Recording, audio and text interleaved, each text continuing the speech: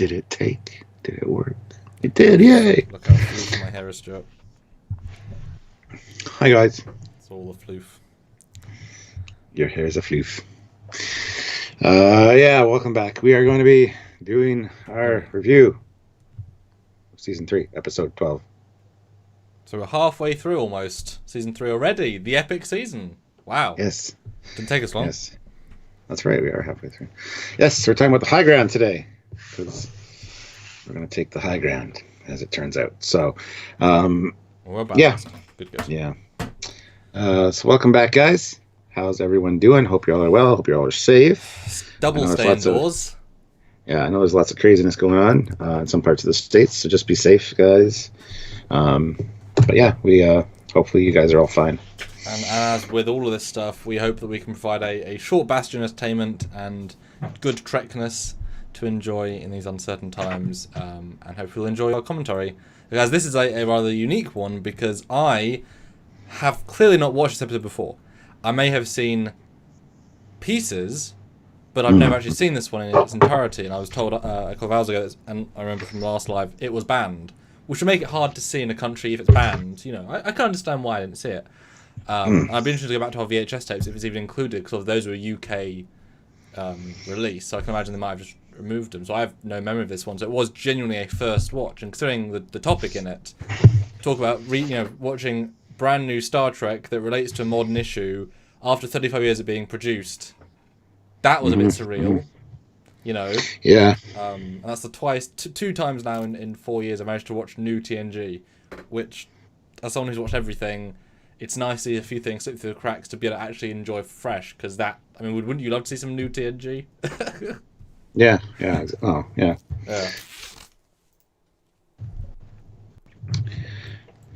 Yeah. So anyway, sorry, the signal went out for a second there. Chris Parnelli, thank you. Joins the channel at the rank of Commander. So welcome, Commander. Brilliant. He did that much earlier today before the live started. So. Well, you're doing us proud, man. Appreciate it. Oh my God, I'm so big on the screen right now.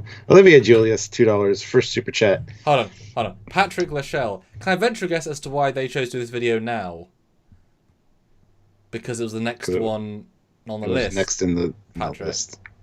We didn't choose it. It has nothing to do with what's going on. That's just freaky coincidence. It was the next one. Yep. Sorry, no. Often people say we scheme. We don't scheme. Things just happen coincidentally positively if they happen. It's quite nice, really. Just no. Yeah. Pretty transparent. Yeah. So. Really. Yep. It was just next on the list. So. Ozzy Medeiros puts in $5. All hail the great Commander and Super Captain Foley. Skeleton hands. And remember, his birthday is on Sunday. Yes. Samuel's birthday is coming up on Sunday. So, whoop-de-doo. I mean, I wasn't saying like whoop-de-doo, like whoop-de-doo. I was saying like woo. That's what I meant to say. But still whoop-de-doo.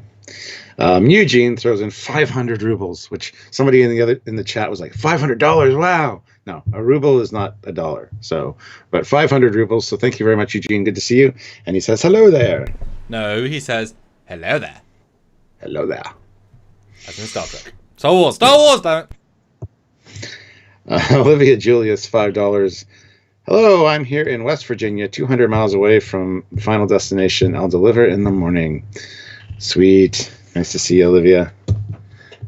So hopefully you guys are all doing well. And like I said, keeping safe because crazy shit going on. But yeah. So, Tenchi, 2K7, $2. Thank you. Commander, your hair has the high ground. Yeah. It's very special, my hair. Hey, if I have this much hair now, hopefully I'll have it for the next 70 years. Or at least some variation. Mine's getting kind of long and curly-ish at the back, too. It's really irritating, but thank you. Yeah, Christopher Rowland says, Trekyards, so we go from super soldiers last week to terrorism this week, and the screen grab you pick is Riker eyeing a security officer. I don't think he ever flirted with a rider-up. I did the screen cap, again, not knowing what the episode was about, so my ability to pick a theme was kind of hard, and I wasn't going to pick the terrorist man because I don't think people would know what that was. At least this way you kind of have, it's Riker dealing with a... how do you represent this one? It's not exactly very visual per se. I don't know. Yeah. Yeah. So, guys. Well, I'll start sharing. Remember, but let's not skip that step. Yes. Start sharing. 1 sec. So I tried sharing this on Facebook, and it kept showing the wrong thumbnail. It was showing the thumbnail from last week, even though the description and everything else was changed, which is kind of irritating. So that's why many people might not have known that we were doing this today, but looks like we'll get 76 people or 67 people here, which is great. So by all means, hit like. And don't forget to help us out if you can with Super Chats. We've already got quite a few, which is great. So keep them up. It's a good way to get your comment read on the air or your question answered directly from us. So if you want to do so, please do so. It will help us in the end. So, or consider joining the channel. Those have been great. So as we said, we got a member joined already today at the rank of Commander, which is fantastic. So we look forward to, having more people join and come on board and get some cool stuff. So if you want to help us, you can do so. Like I said, Super Chats are a great way of joining the channel, and also Patreon. If you want to go to Patreon/Trekyards, you can help us over there, or even just using the links down below. There's links to Eagle Moss, there's the Teespring store, there's a bunch of cool stuff that is available for you guys to take advantage of. So please consider doing so. And we look forward to you saving yourself some money and you guys helping us out as well. So, but Super Chats are a great way. And especially during these lives, it helps us, gives us new ideas to talk about, things to read to the general chat that they might not have known about the episode or something like that. So if you can do so, please do so. We appreciate it immensely. Jeff says, wow, Sam really is hair forward when he's looking at his keyboard, LOL. Yeah, well, he's going to be getting his hair cut soon, I think. But let's not talk about the hair. It's inconsequential at this point. So, the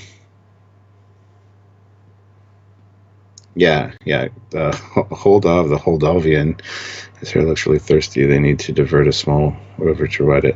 Okay, yeah, let's stop with the hair stuff, guys. It's not important. Take the high ground and stop talking about the hair. Man, oh man. So yeah. So we got 2 new super chats, which is great. I'm going to wait for Samuel to be done sharing before I read those off. And yeah.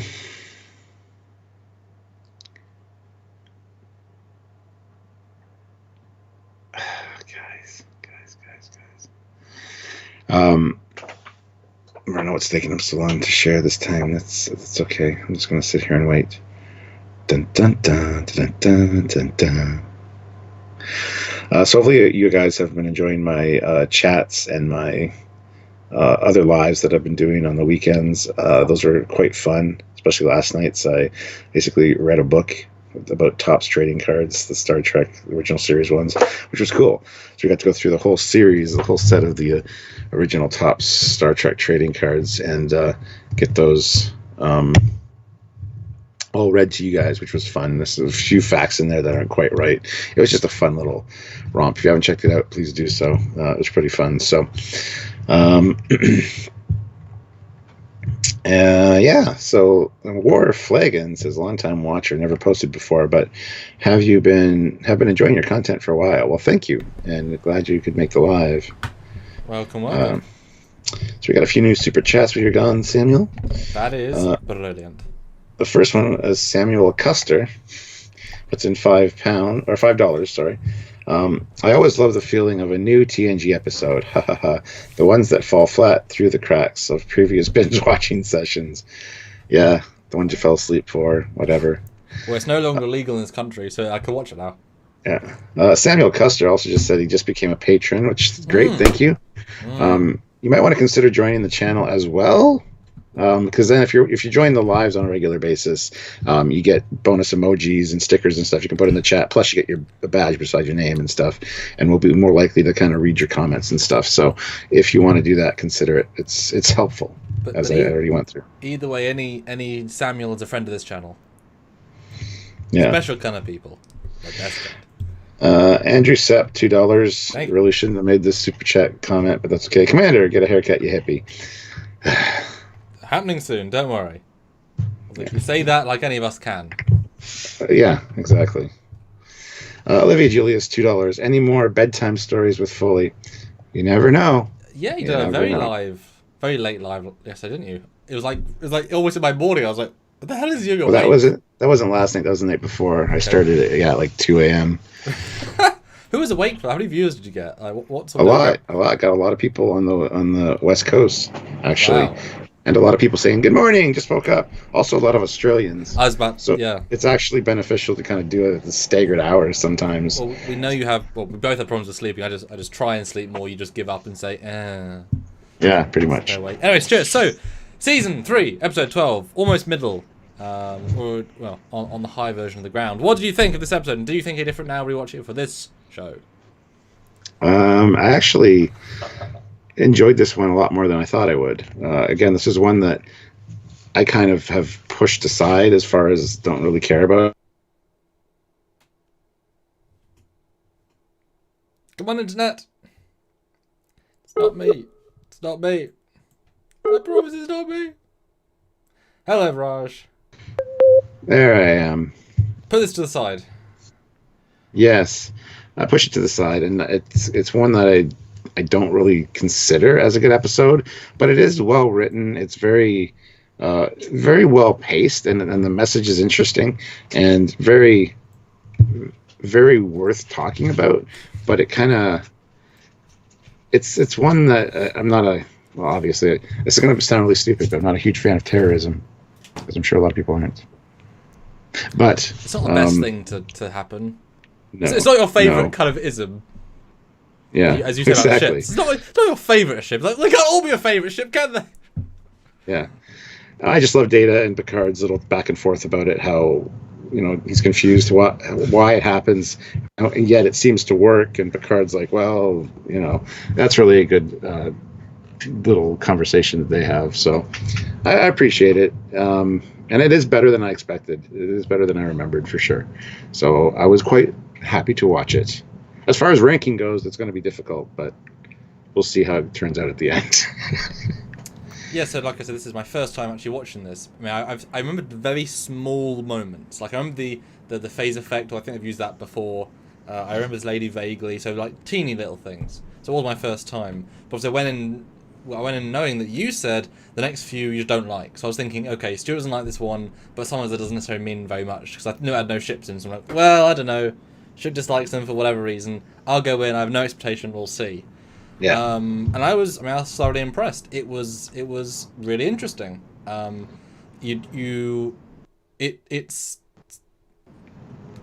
It's both very simple in that there's like one simple story, but the fact that the people produced it, they actively said, right, we're going to take both sides of this argument and make them both three-dimensional people and give them both the time so that the audience, even though theoretically terrorism is the bad message, we're going to give both sides the right amount of time, because as they argue, well, it's about perspective. Whoever wins the war says who was a terrorist or not.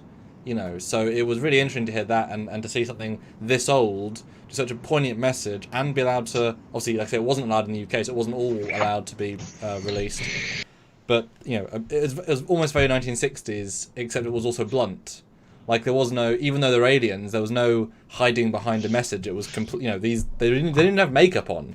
All they had was the men have a grey streak in their hair for some reason. That was the only alien they had. Literally, that's it, nothing. But I guess they wanted also to really ground it.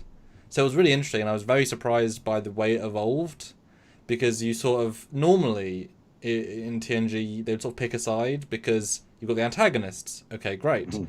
And you expect it to be the terrorist guy at the start, because he's given more time. But then it keeps swapping back to the lady, and she keeps getting full scenes. But then it swaps back in, and you're like, but who am I meant to be rooting for here? And you're like, oh, both, and neither. What am I meant to be feeling? I'm not sure.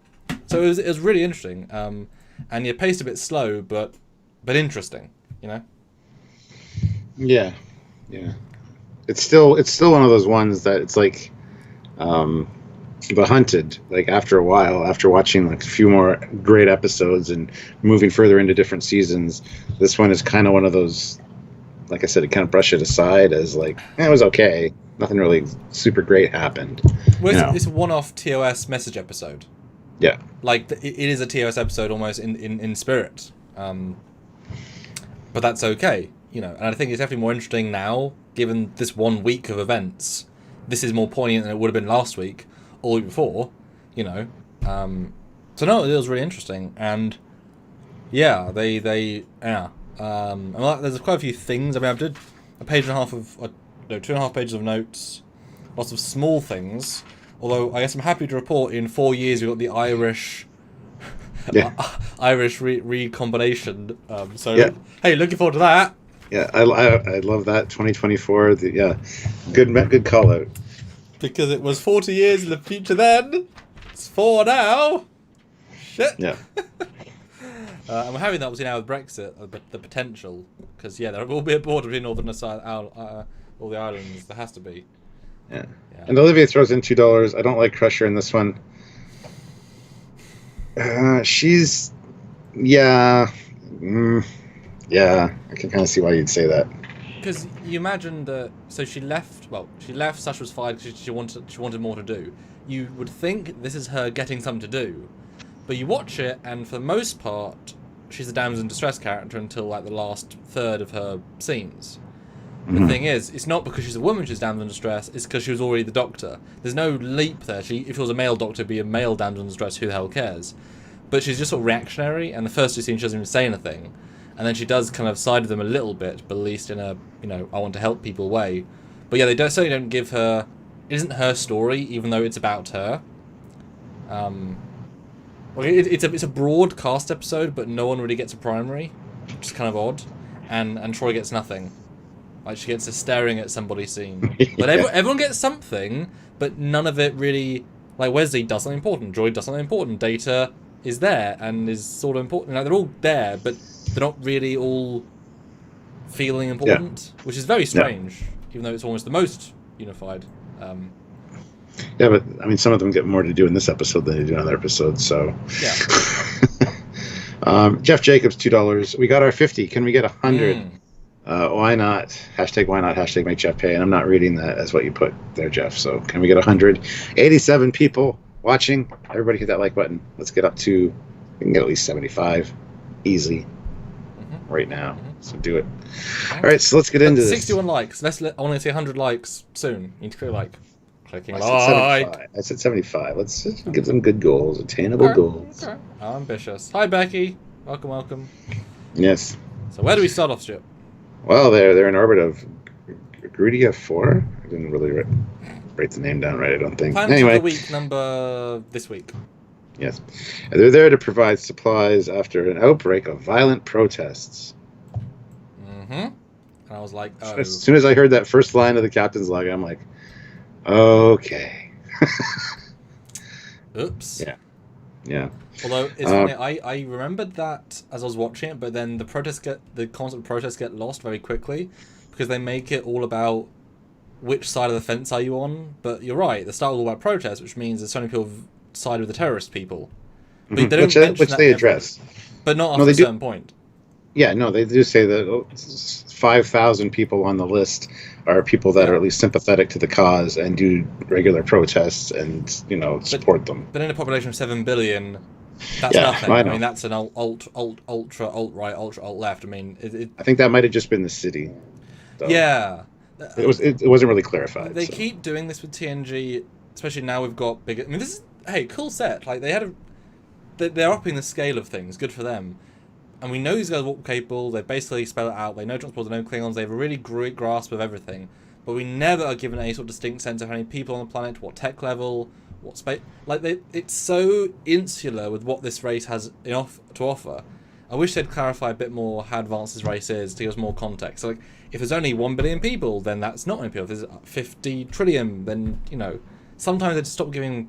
I wish they'd give something, And I'm sure if this was Voyager, you'd see a shot in orbit, the Enterprise D flying in, other ships flying around. You'd be like, oh, they're a spacefaring race. They do that several times, but here they can't do that. So it just, clearly these are one of the most advanced races we've seen for a while. Yeah. So we find out about the Asada terrorists and how they are from the Western continent.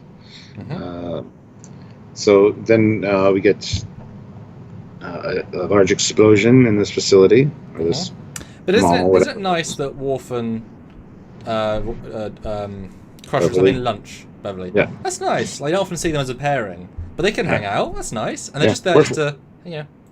We're finished eating, but our glasses are still full, and I guess they got free refills.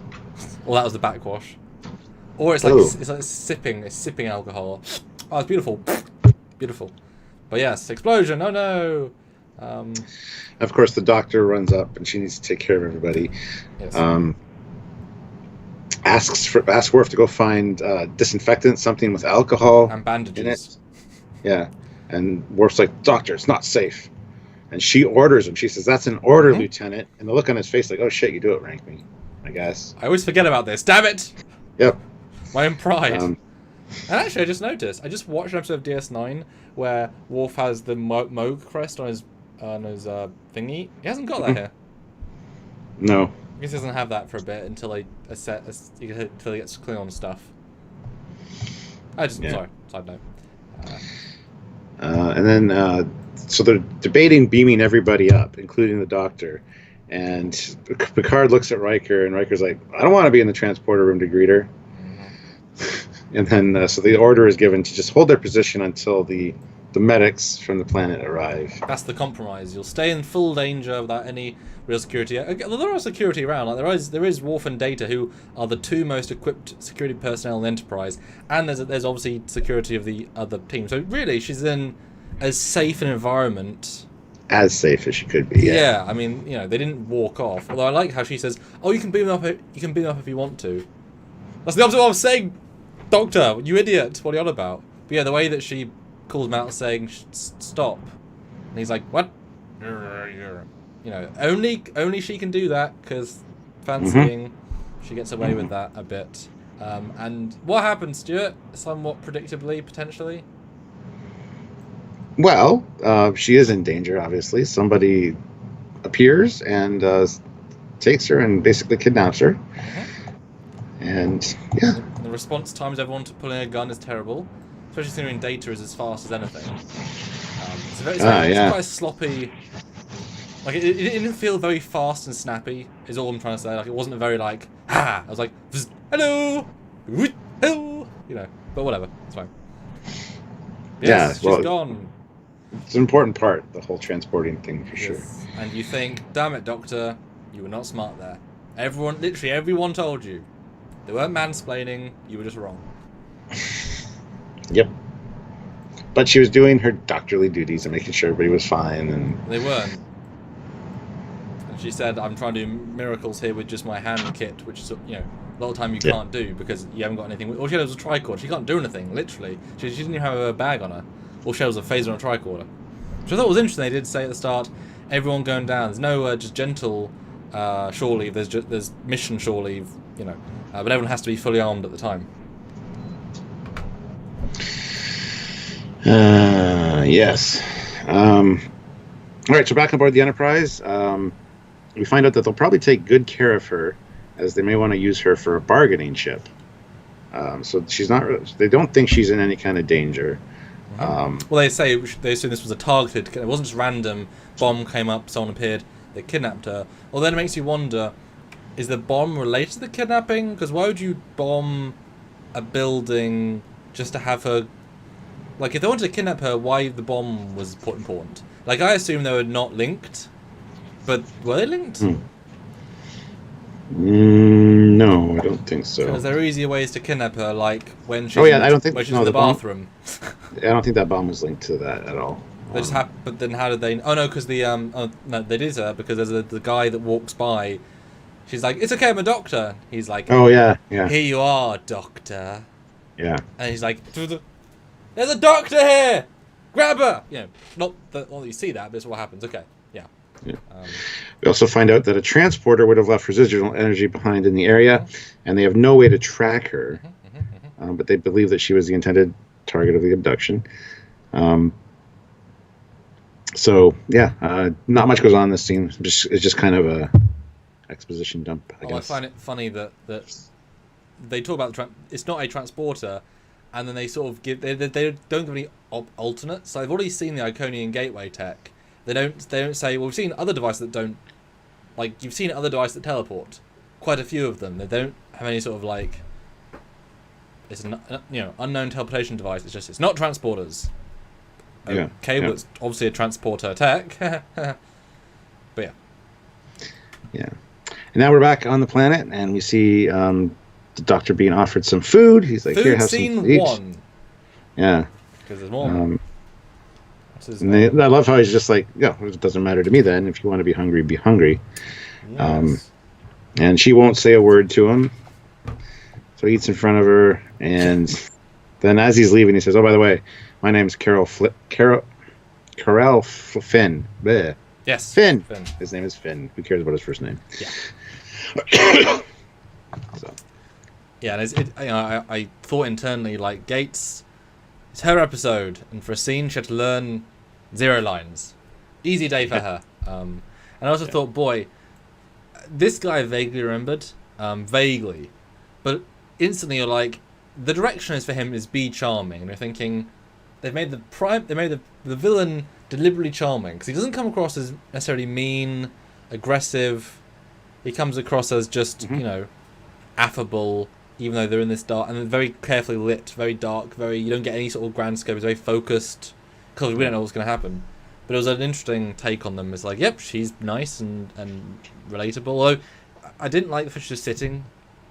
Only later did you actually know that she's... Because I didn't even see her ties. Yeah. I just assumed she was I saw the ones on her hands there, but not her...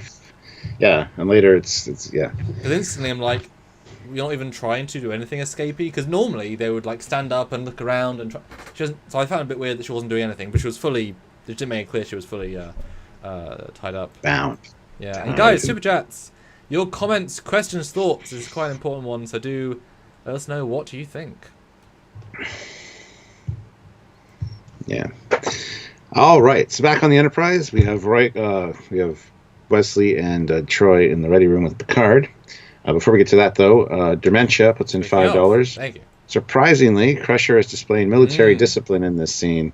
Is that Starfleet training or just personal obstinance? That's a good question. Probably a bit of both. Yeah. But the not eating thing is kind of, I'd eat. Although I'd be afraid that it'd be drugged or something, I guess. But he was making a point of eating it first. Plenty of it. He was nibbling the entire scene. If he prepared it, he could have had an antidote and he could be immune to it, because he, But that's tolerance. That's the old question of, if you don't eat, who does that harm? Just you. Yeah. I know what you mean. But I would assume that any person that high up in the chain of command and on that important flagship would get special courses, just in case. Because come on, the likelihood of being kidnapped, attacked, whatever, is higher on this ship than 90% of other ships. Okay, you're on the Romulan border. Okay, sure. But this ship is also quite like, I wouldn't be surprised. It's like these people should have full martial art training, full tactical training. So sure she's had some level of interrogation training. Why would you not, It would be standard Starfleet protocol to learn that kind of stuff, so. Yeah, but also she felt like not talking. Yeah. Anyway, this is where Picard says, well, Wesley's concerned that she's might be in trouble or in danger, and he kind of has a dirt face, but they'll take good care of her if they want to use her as bargaining chip.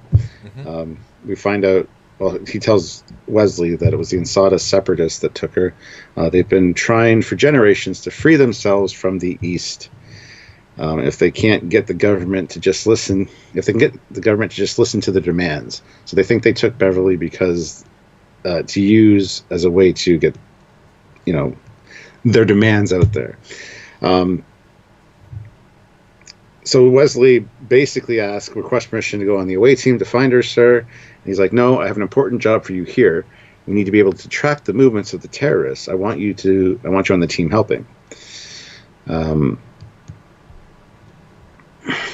then Wesley takes off, and Troy and Picard have a little discussion. Basically, he needs your strength right now. Yeah, and Picard says history has taught us that strength may be useless when dealing with terrorists. It's an all right scene. I don't know. I was surprised how underused Troy was in the entire episode. Yeah. What do you think?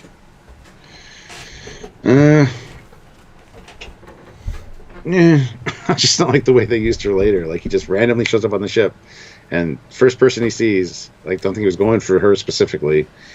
I don't know. Well, I think she was underused a little bit, especially considering what happened for Wesley's parent. So yeah, it's. I mean, her powers are so inconsistent. In theory, she should be detecting people, and maybe she could sense, like, you know, where is there somebody on the planet that there's people's, because she can sense people down on the planet, like she has, you know, there. Like, you would think it'd be useful. But there is an interesting thing about this episode that I found. Normally, in this sort of situation where someone goes, hostages happen all the time, and in a few episodes, Loxana's going to be kidnapped with Troy and Riker. Like, this happens, and obviously Faja as well. Normally, they know who the people that kidnapped them are, and they have discussions. This one was one of the few ones where there's no face-to-face ever. Because obviously he gets kidnapped as well, so the face-to-face is being as prisoners, which doesn't count. So there is no Troy, like, he's feeling very aggressive. Yeah, no shit, he's the terrorist. But there's never that personal face-to-face negotiation stuff. You know, I guess they're saying it's also too drastic a thing to be doing, terrorism, that you can't necessarily negotiate, or we'll get into that a little later. But yeah, Wesley here, not his best episode, but he's fine. not his worst though, for sure. Often his acting, it feels like he's acting, right? He doesn't feel as natural, especially compared to Patrick and Marina.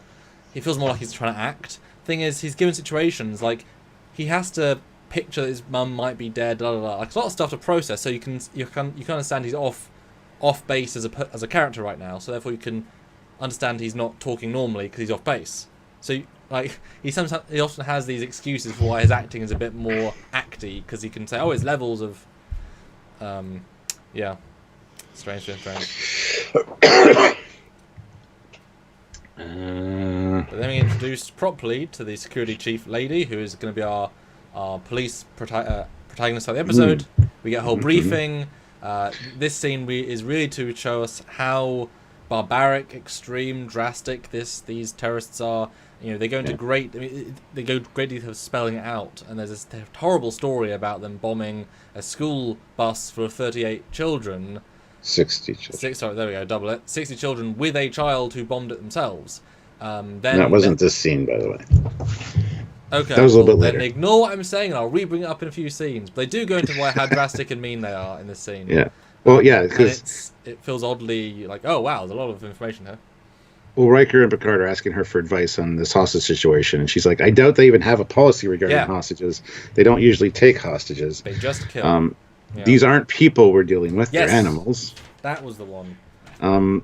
They started using a new device to get around 2 months ago. Maybe if we had use of some of that advanced Federation technology of yours, we could shift the balance of power back to us. And Picard's like, well, you know the answer to that. She's like, oh, I know. So they asked to take the device so they can study it. And then I'm going to leave Riker here to help you. If you wish to know, if you wish. Oh, yeah. And she says, if you wish, I know my enemy, Captain. They don't leave much room for optimism. So, but yeah, Riker's going to stay down and help her out, which is great. Brian Strait throws in $10. Ooh, dude, does something. Thank you. Good episode. We see the convictions in Crusher. Love the part where Riker tells Picard he wouldn't want to greet her in the transporter room should Picard beam her up without permission. Yeah, well, I love later he kind of slaps her down. Like, I'll be the judge of what is reasonable. It's my job as a captain. Yep. No, kind of shuts her up, so I love that. They have a good few fiery moments, which makes sense for them, so with this much, whatever. Yeah. But yeah, it's a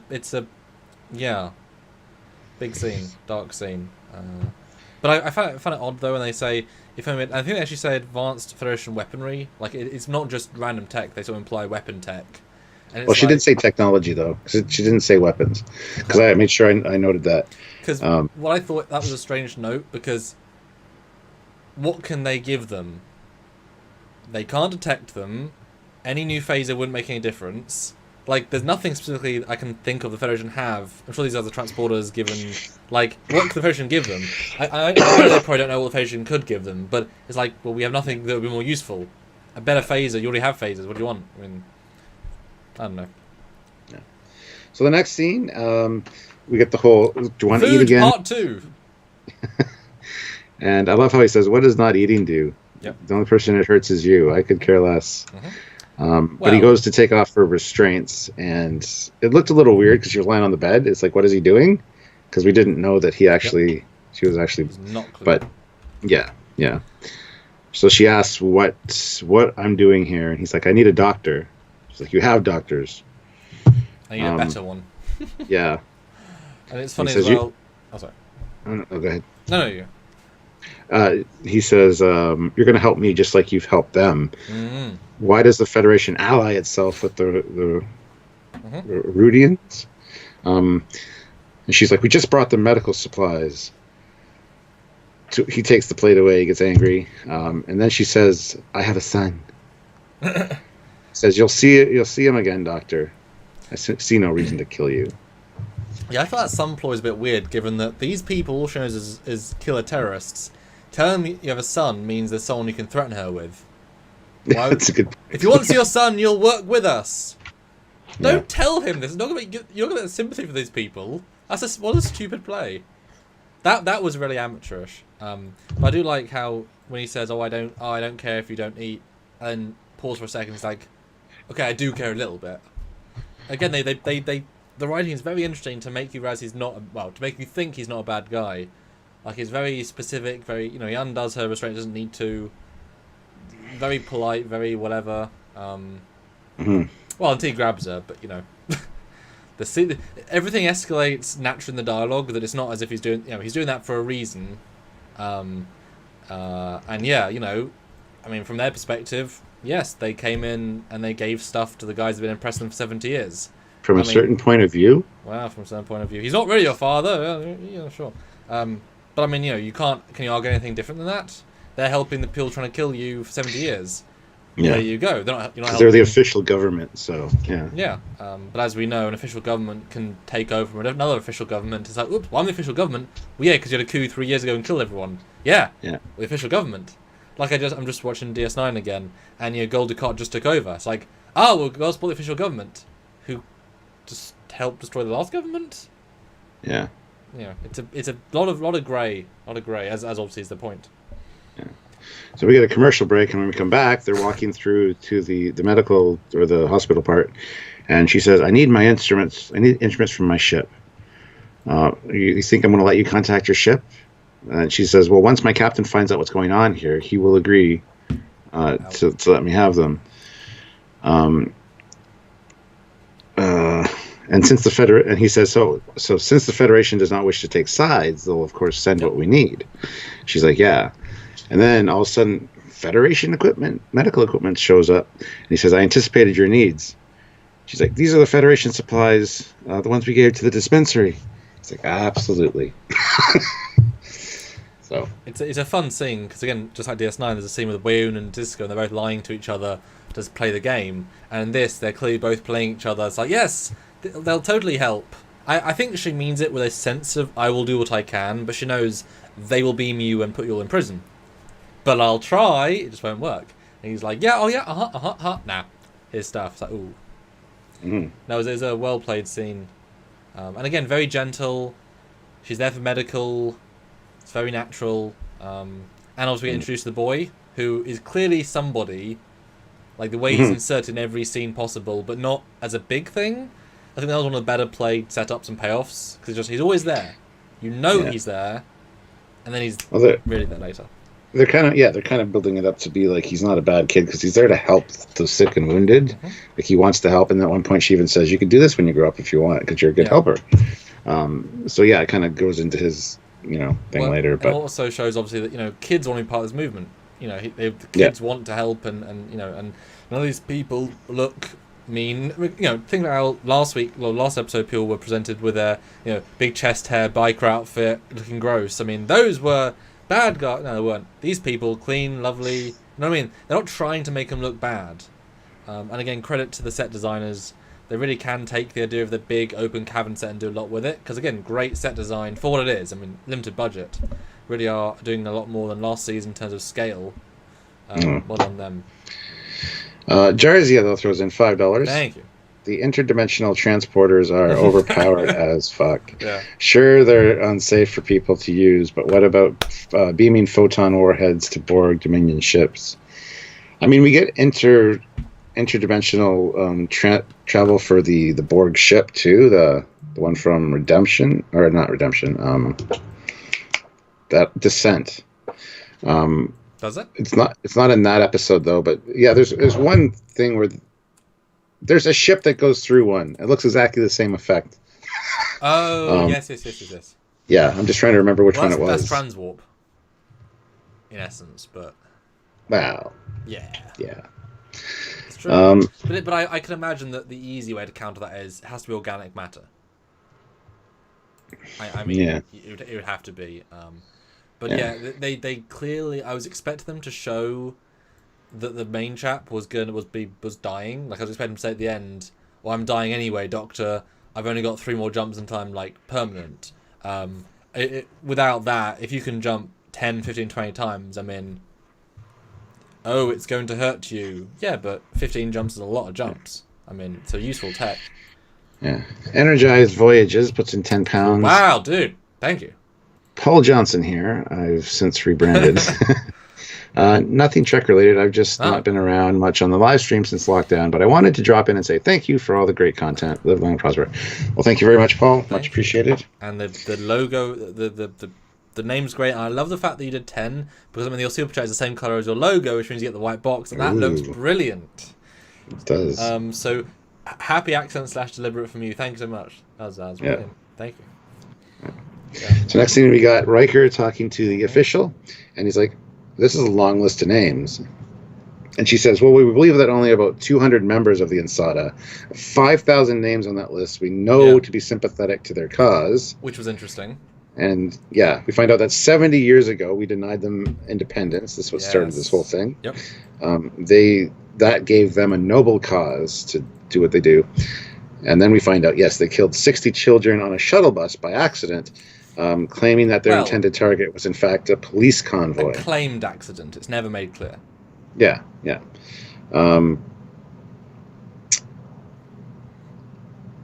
She had a family. They died, and she vowed to put an end to terrorism in this city, and she will. Yeah, it was the 3rd day she got there that the bus got killed. You know, it's a very impassioned speech, but what's interesting about it is that there isn't any grey, really, in what she's saying. It's like both sides do, well, as in the terrorist guys are doing terrible things. There's no other way. There's no like third party that's manipulating it. There's no cover up by the government. They are doing awful things. End of story. So from her perspective, from the for my kids, for my grandkids, I will protect my city. You know, it's a very logical progression, and she doesn't even have the whole revenge mindset. It's justice. You know, she reminds me of like more of the Tuvok. You know, it's like this is going to happen. I'm going to do justice. It's less about, so they played it well. But it's interesting, 200 members is such a small group of members for this group. That's tiny. And 5,000 is also tiny, considering it'd be billions. But, growing through protests and 70 years. And obviously the independence thing strikes a chord because we have the Scottish stuff. And it's like, oh dear, if we don't give Scottish independence, they're going to become a terrorist organisation for 70 years. It's like, oh, that's not so good. But there's a lot of very real things said in this scene. It's like, damn. And Olivia Julius, $5. Is this the same set as the last episode you reviewed? Oh. What was last week's? What was last episode? The Hunted. No. No. No, I don't. Oh, for The Office? I mean, everything's a reuse to some extent, but it depends how much less. I like this set, though. I like the way those monitors are set up. Yeah, it's very Babylon 5, if you've seen that. It's very good abstract. And it's not distracting, even though it's the same 3 screens. It's like, doesn't matter. But good scene, good choice of actress. She both is interesting but not too charismatic. She's not the protagonist. She's just part of the chain of events. You know, like even Riker in scenes. He's not actually very Rikery. He's just kind of passively observing. Do you know what I mean? He's not like this was a Riker episode. He'd be pushing his thoughts forward and he'd be suggesting what you should do, but he's very passive because he's not important. Everyone is part of this tapestry, so it's interesting to see how some people are given a lot, and then sometimes they have to sort of repress their own natural urges. Because you'd think he'd be more, well, saying what he thinks. He doesn't really as much. Yeah.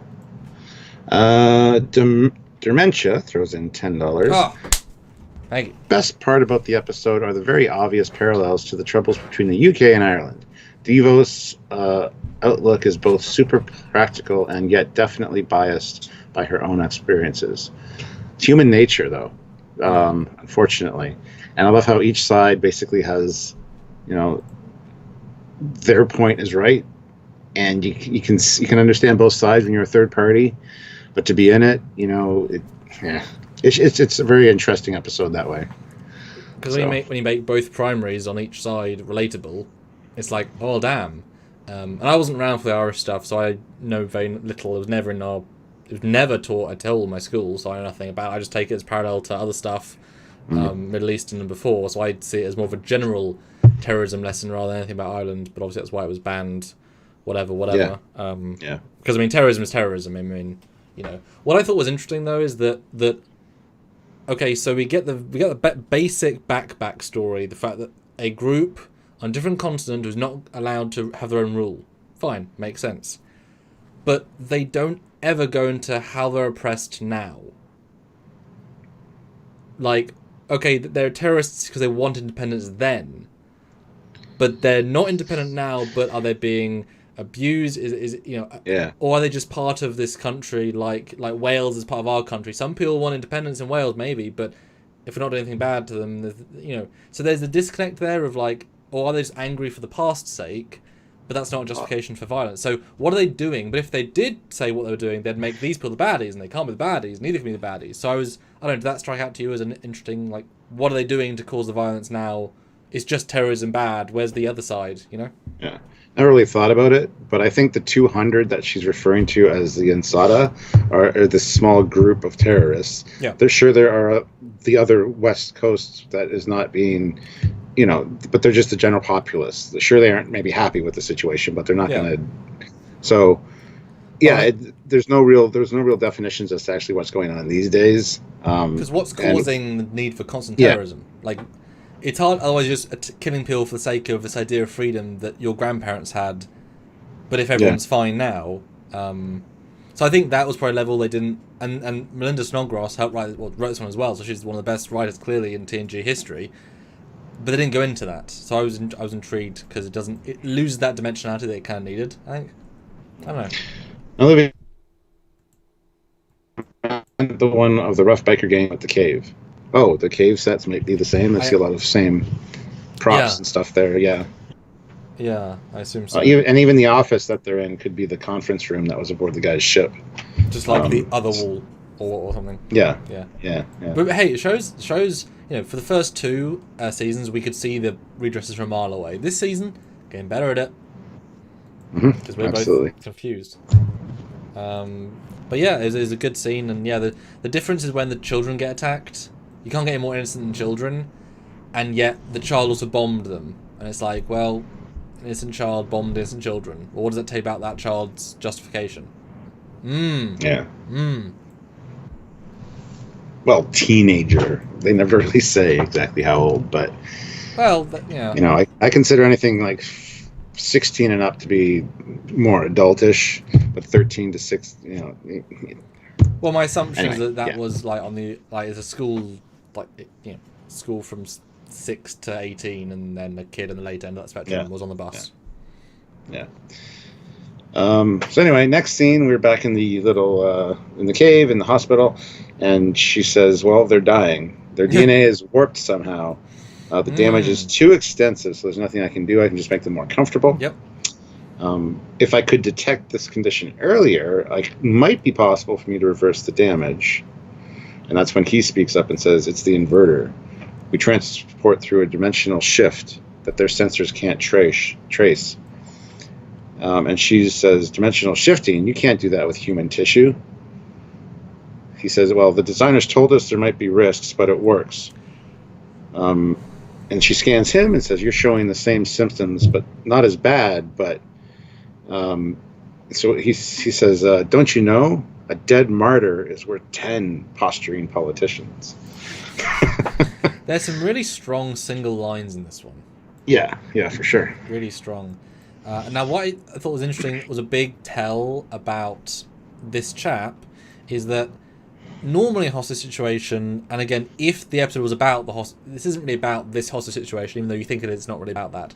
Normally, the hostagee would lie about the thing they're having to do because that would keep them alive longer. She would say, oh, I need more tests because the longer you can store them. But the fact that she tells them instantly, and I can't do anything, well, that's, you know what I mean? In other episodes, that would mean, oh, well, I have no use for you, Doctor. So again, it's interesting how they play this. It's not the conventional. In many, many ways, it's not playing this conventionally. But obviously, we need to learn more. I don't know about you, but I got the distinct impression that when they say the designers, I thought Alien. I didn't imagine this planet was the builders.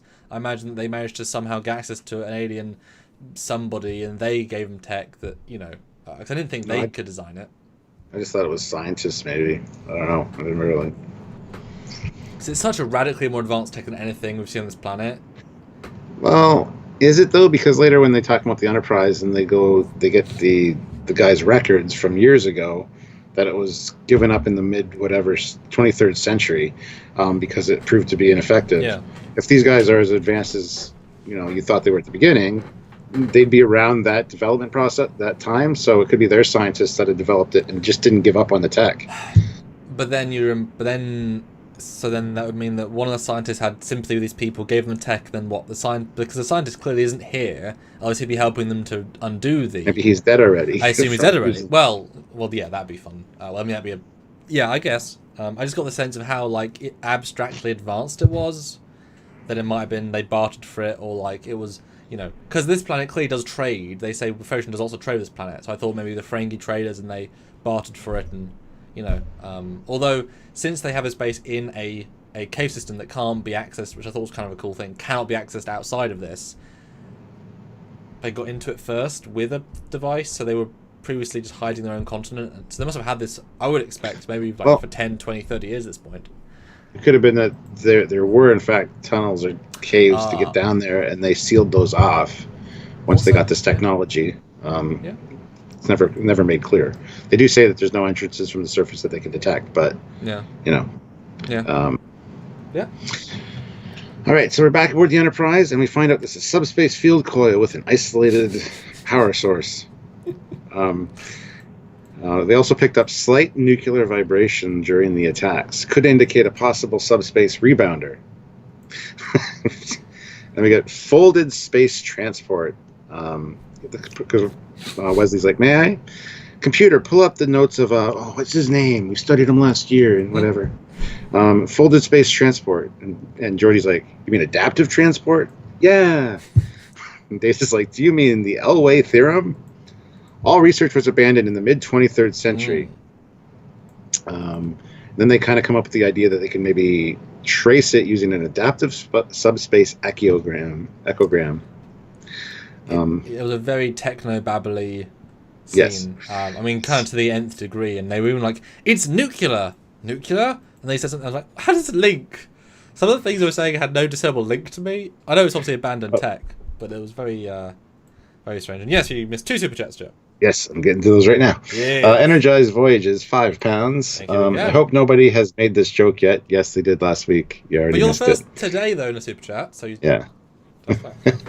This is Obi-Wan Kenobi's favorite episode. It's called The High Ground, after all. And the next one, I think, is Matter of Perspective, or one of the ones coming up. Yep. So, yeah. 2 in a row. From a certain point of view. Jarzia throws in $5. Thanks, Doug. Aren't most of the caves in Star Trek shows, movies the same reused and slightly redressed set? Planet Hell, they called it. Even had a joke on Voyager. Yeah, pretty much. Oh, yeah, it is just one set, but I read a note for the one with the bikers, that Forbidden Planet. happen to be on the lot, and they let them use that bigger internal Mhm. cave, so that they can use other, they have because they built the entire Sherlock Holmes set for an episode, which we thought was absolutely really.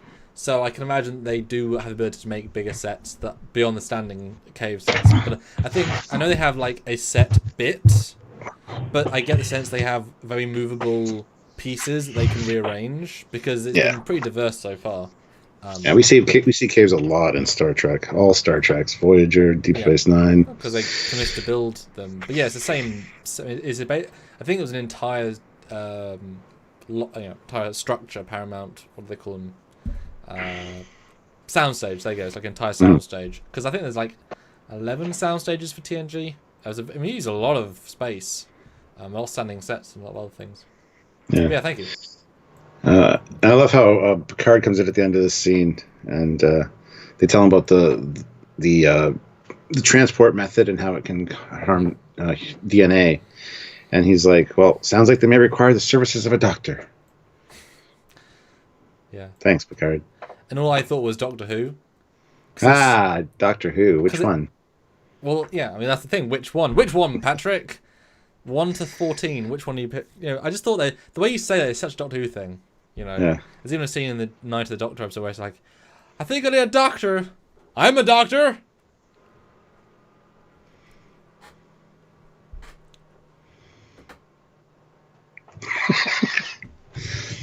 Yes, he's a doctor. Why are you laughing at me? I'm not. Back to the ferns.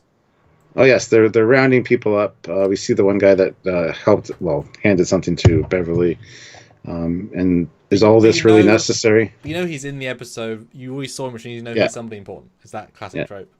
Yeah.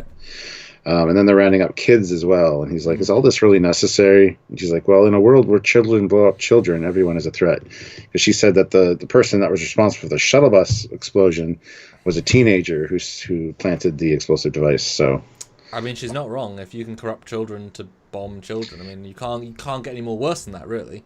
That's why child soldiers in Africa is just such a heartbreaking thing. Speaking of heartbreaking thing, every male on this planet has a white stripe in his hair.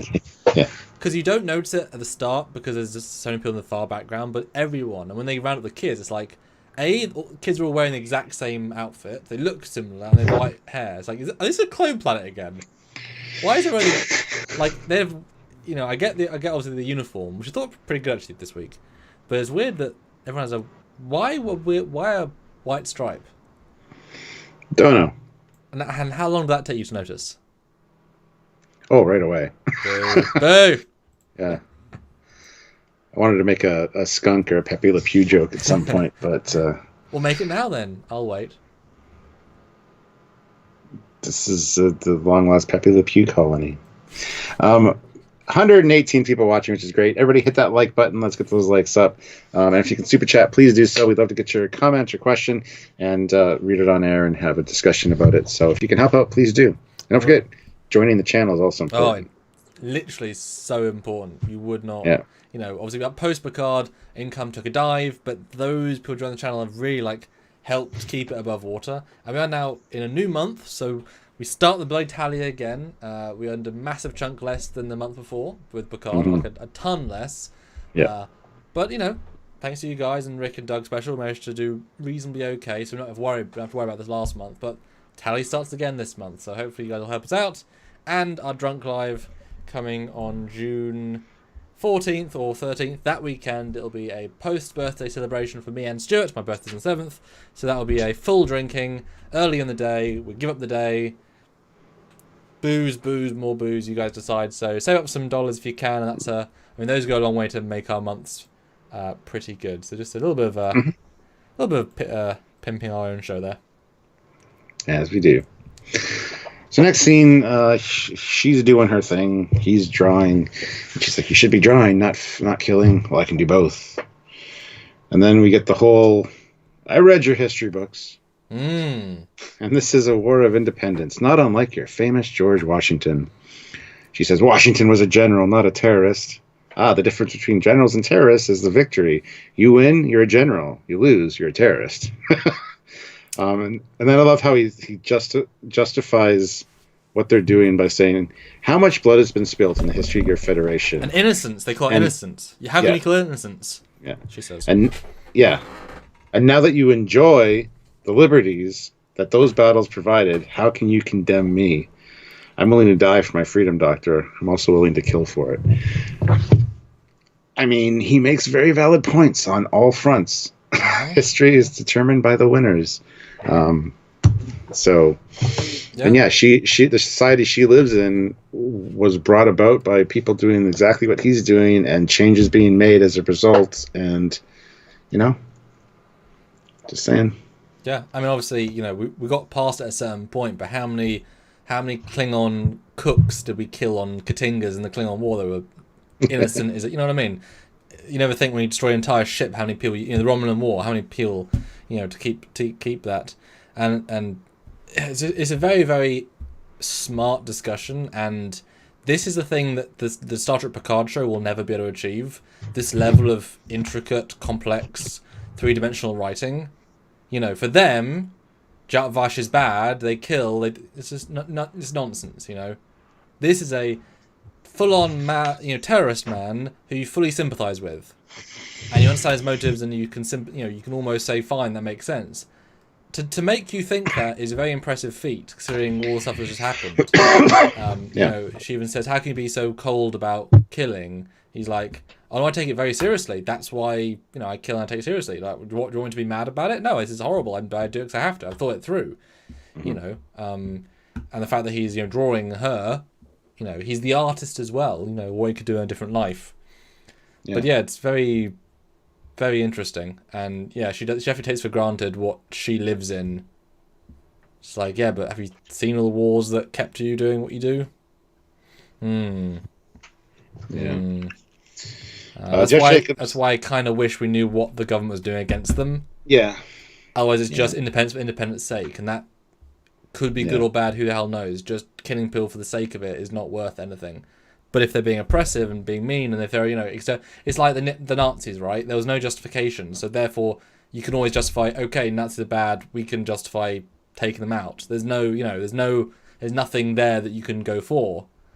But if it's just a random society, it's like, well, they're just killing people because they want to be free. Well, what does that mean? They want to be free. Well, good for them. Stop killing children. Be free. I want to be free. Anyway, Jeff Jacobs chose in $1 with 100 sticker because I guess we had 100 likes. So thank you, Jeff. Much appreciated. Moving on. They're interrogating some people, and they bring in the guy from earlier. Riker is getting kind of frustrated, and he's like, "That's it. I've had enough. If I let you go back to your people, I want you to tell them that the Federation is willing to negotiate for the release of Dr. Crusher. Your people have terms, and we are willing to listen. It's as simple as that. I want to be able to go back." So he takes off. He leaves, and then she kind of has a little spat at Riker because he says something about them enjoying this or whatever. And she kind of gets defensive and says, "I want to be able to go back to my own country and walk freely amongst the streets with no dead bodies and not have to jump at every little sound. That's what I want, Riker." So she's doing the job to the best of her abilities so that she can go back to the way things used to be. So you got to understand her point of view too. She does not doing it because she's enjoying this. In her mind, it's a necessary evil and has to be done. So, and I love how she was like, I can be more persuasive if you want. And he's like, nope. If you're frustrated, let me beat them. I mean, I'm being polite because you're here. Yeah. No, she shows great restraint. I mean, she's the correct sort of level of officer. And I missed a super chat. Sorry. Area 51 throws in $5. Quick data. Slap that on Wesley and send him away.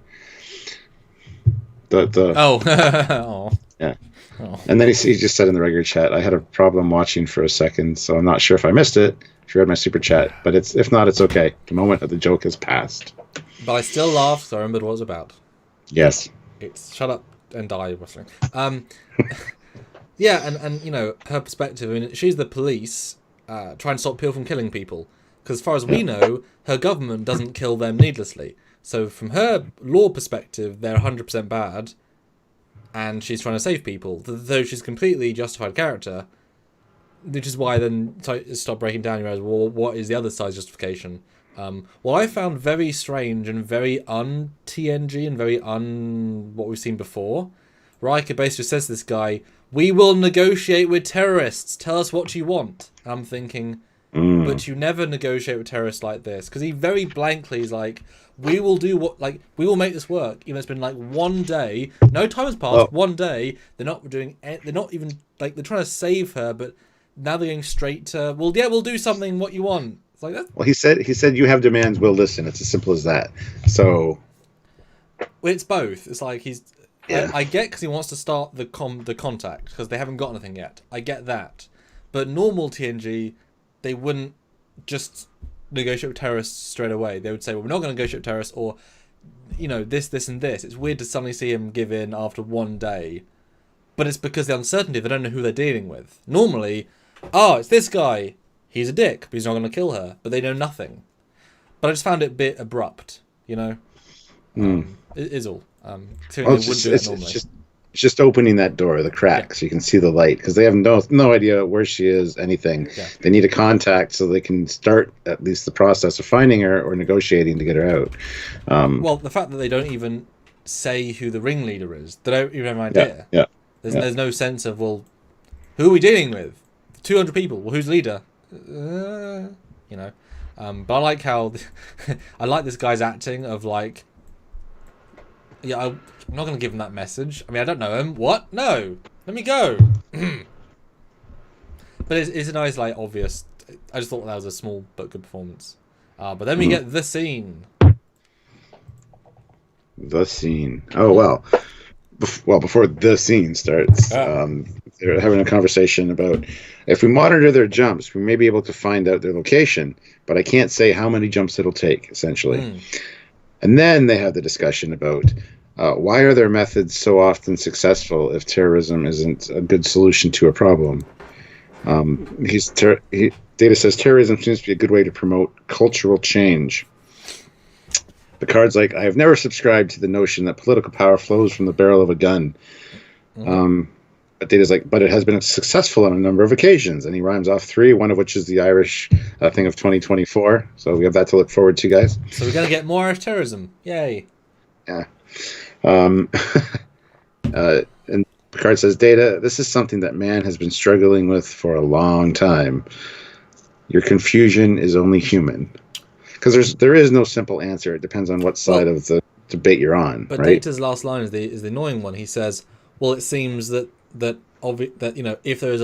if all peaceful means are concluded, then terrorism is the logical solution." Like he has a very logical ABC, which says yes, we should terrorism if they're not going to listen peacefully. And then he's like, I mean, we've been working that out for years, and now we're in a thing where riots are happening, which you could call terrorism of a local. You're terrorizing a Walmart by destroying it, homegrown small term, but all the peaceful stuff. It's interesting, but as some people are saying on the news, it's like so many things in America got changed because people did bad things. Yeah. So, no simple answers, unfortunately. No. That's what Star Trek does best, is dealing with those moral conundrums. Yeah. And Double Guitar says, terrorism or freedom fighter. I mean, although I find that with a lot of the terrorism that's happened in the last, 90 years, whatever, if it's about religion, I don't think you can justify it because it's a fiction. Arguing for a fiction because you're right is not a reason. If it's arguing for a reason, for a person, for a society, for a thing that's justifiable and tangible, for people being mistreated, kind of thing. Yeah, absolutely. So it's at least that.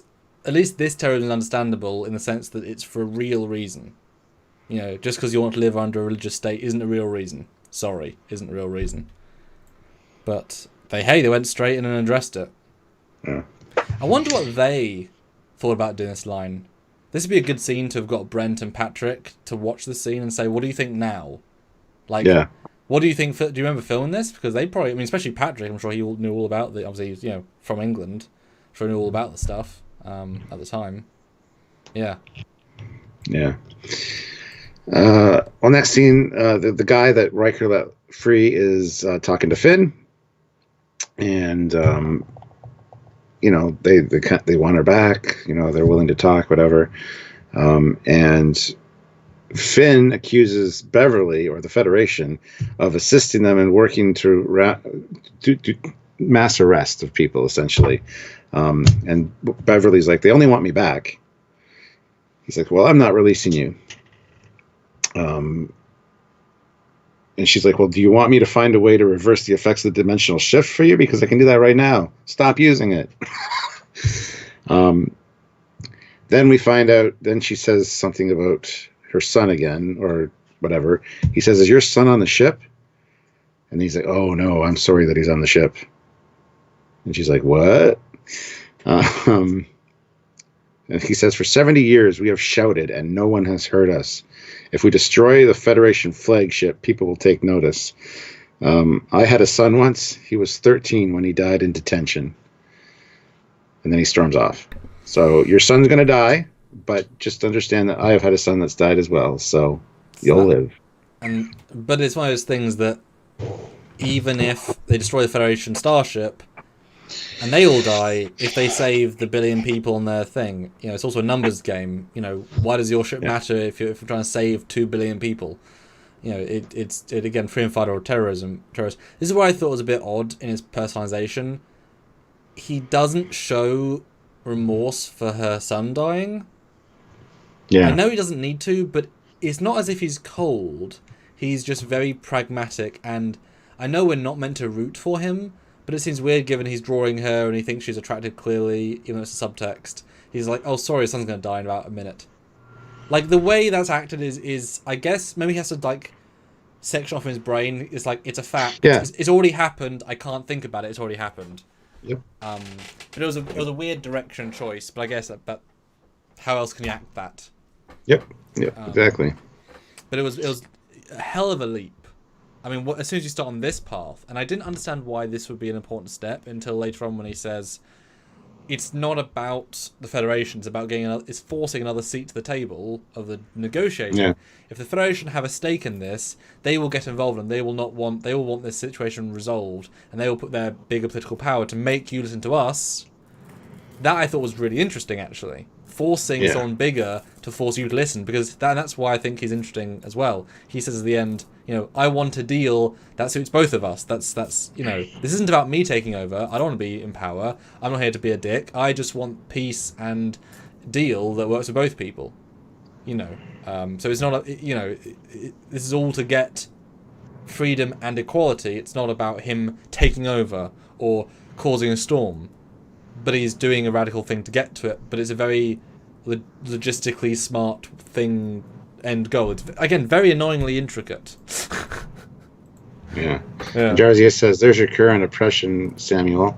If a 13-year-old is dying in police custody, the government is clearly isn't on the up and up. So you were asking earlier about how they were being treated now. Well, there you kind of go. So. But detention could be... Detention from school because he threw a spitball at somebody and had to go in on Saturday and died. I mean, detention could also be he's in there for stealing and he gets beaten up by a criminal of the other person's. I mean, it's or he planted a bomb. I mean, he died for some reason. You don't know how long ago. Like if he was part of the resistance and he if he was the bomber. Unfortunately, we can't use that exactly. If they'd said there were detainment camps for hundreds of our people, fine. But they never.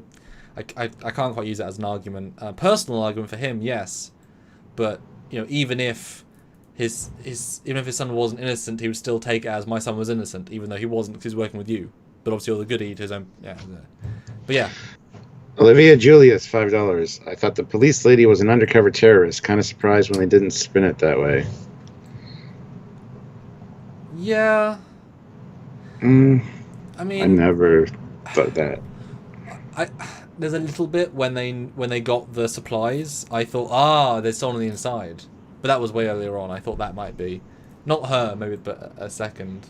Well, no, they basically raided the dispensary. So, but I mean before that moment. But yes, someone phases in. We get an incredibly ineffective officers who also don't have rank pips. So I guess they're unlisted personnel because they have no Well, rank.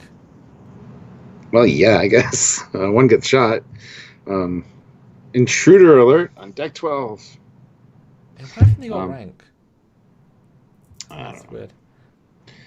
So they try to lock onto these people with transporter, but their signals are unstable, and they plant an explosive charge on the main warp chamber, which is cool.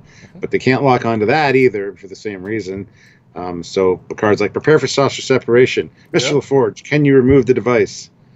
And he uses a really easy lock onto my signal and transport 2 kilometers off the starboard nacelle. And Troy's like, lock onto his signal, and Picard's like, yeah, shut up. I know what he's doing. We gave you a line, be happy. Yeah. So he takes off his comm badge, puts it on the thing, which enhances the signal so they can beam it, which is fine. Well, they're beaming the thing around the comm badge. Yeah. Yeah, there's been space at that point. Yeah, so it was actually a really good scene. I love how it's like prepare for saucer separation. That's mentioned. A few other things. So a couple of issues from me, but yes, it's a good scene. Problem is, someone said earlier they're overpowered. It was unbelievably easy.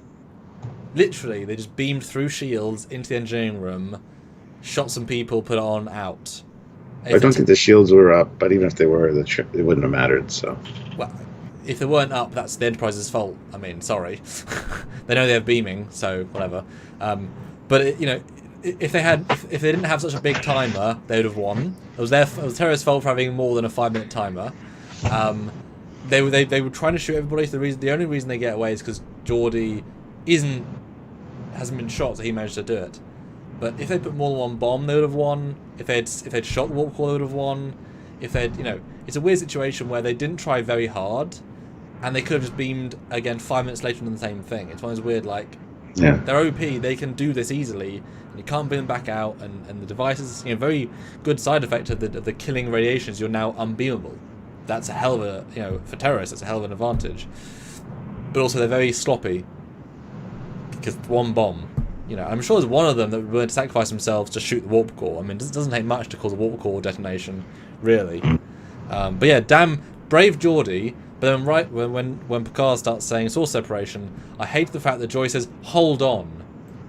It's like, no, Commander, if you don't succeed, we're all going to die. I'm not going to hold on. I have 14 seconds, You can't hold on to that situation. Otherwise everyone dies. So I almost wish they'd started separating and then, you can't hold on. That's the only time you have. Small thing, but yeah, I was a bit annoyed by that. Picard was good leadership and then really failed leadership. Yeah. Anyway, we get to see what 2 kilometers off the starboard nacelle looks like. It's not that far. Nope. But pretty massive explosion considering, and we're not sure where it is in perspective to the camera, I guess, but still, it's cool. But then the second attempt, they don't second attempt to destroy the ship. They now plan B is have another woman that looks blankly at somebody. Why do they cast these women that have no expressions? As two of them have no presence at all. Just like, okay, great. He shoots the consoles, not realizing that doesn't actually control the ship. The systems control the ship. The consoles don't control the ship. You can control. You know what I mean? I just found that a little bit funny. It's like it's not going to change anything. You can just control it from. You can do a helm at the back. Yeah, but those stations are effectively not useful right now, so the people sitting there can't do anything. So. Yeah, but it's not going to hurt the ship. They have to get up and do other, Oh, they want to make it annoying for Data. Oh my God, stuntman! Oh, you had a great screen cap there. The stunt Picard. That's great. Yeah, stunt Picard. Had to get that. They choose not to kill Worf. Nice of them. Guess they didn't want to do kill. Yeah. And Picard gets Zoomp warped away. out. And Stuart, I got best of both worlds flash forwards. I was like, he gets kidnapped twice in the same season? Oh no. And go to the shot of Worf on the ground with Troy starting to bend down. Why is he on that side of the bridge when he got blasted on the other side of the bridge? Did he crawl over there and roll on his back? What do you mean? Well, he gets blasted on the If you're facing the back of the bridge, he gets blasted on the right side of the bridge and thrown back. And then all of a sudden, he's on the left side by the briefing room door. I don't know what you're on about. He gets blasted to that door. Oh, does he? Yeah. It's fine to me. Well, he's way too high up on the ramp anyway. That's fine. Okay. Maybe yeah, not. I got this. Oh, and he's also got a Varion T disruptor. Just a heads up. Well, it's devastating weapons in the universe. He has one as well.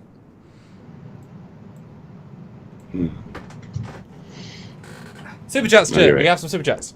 Do we? Because, well, yeah. Zeraxis, $20. Oh! Kicking ass.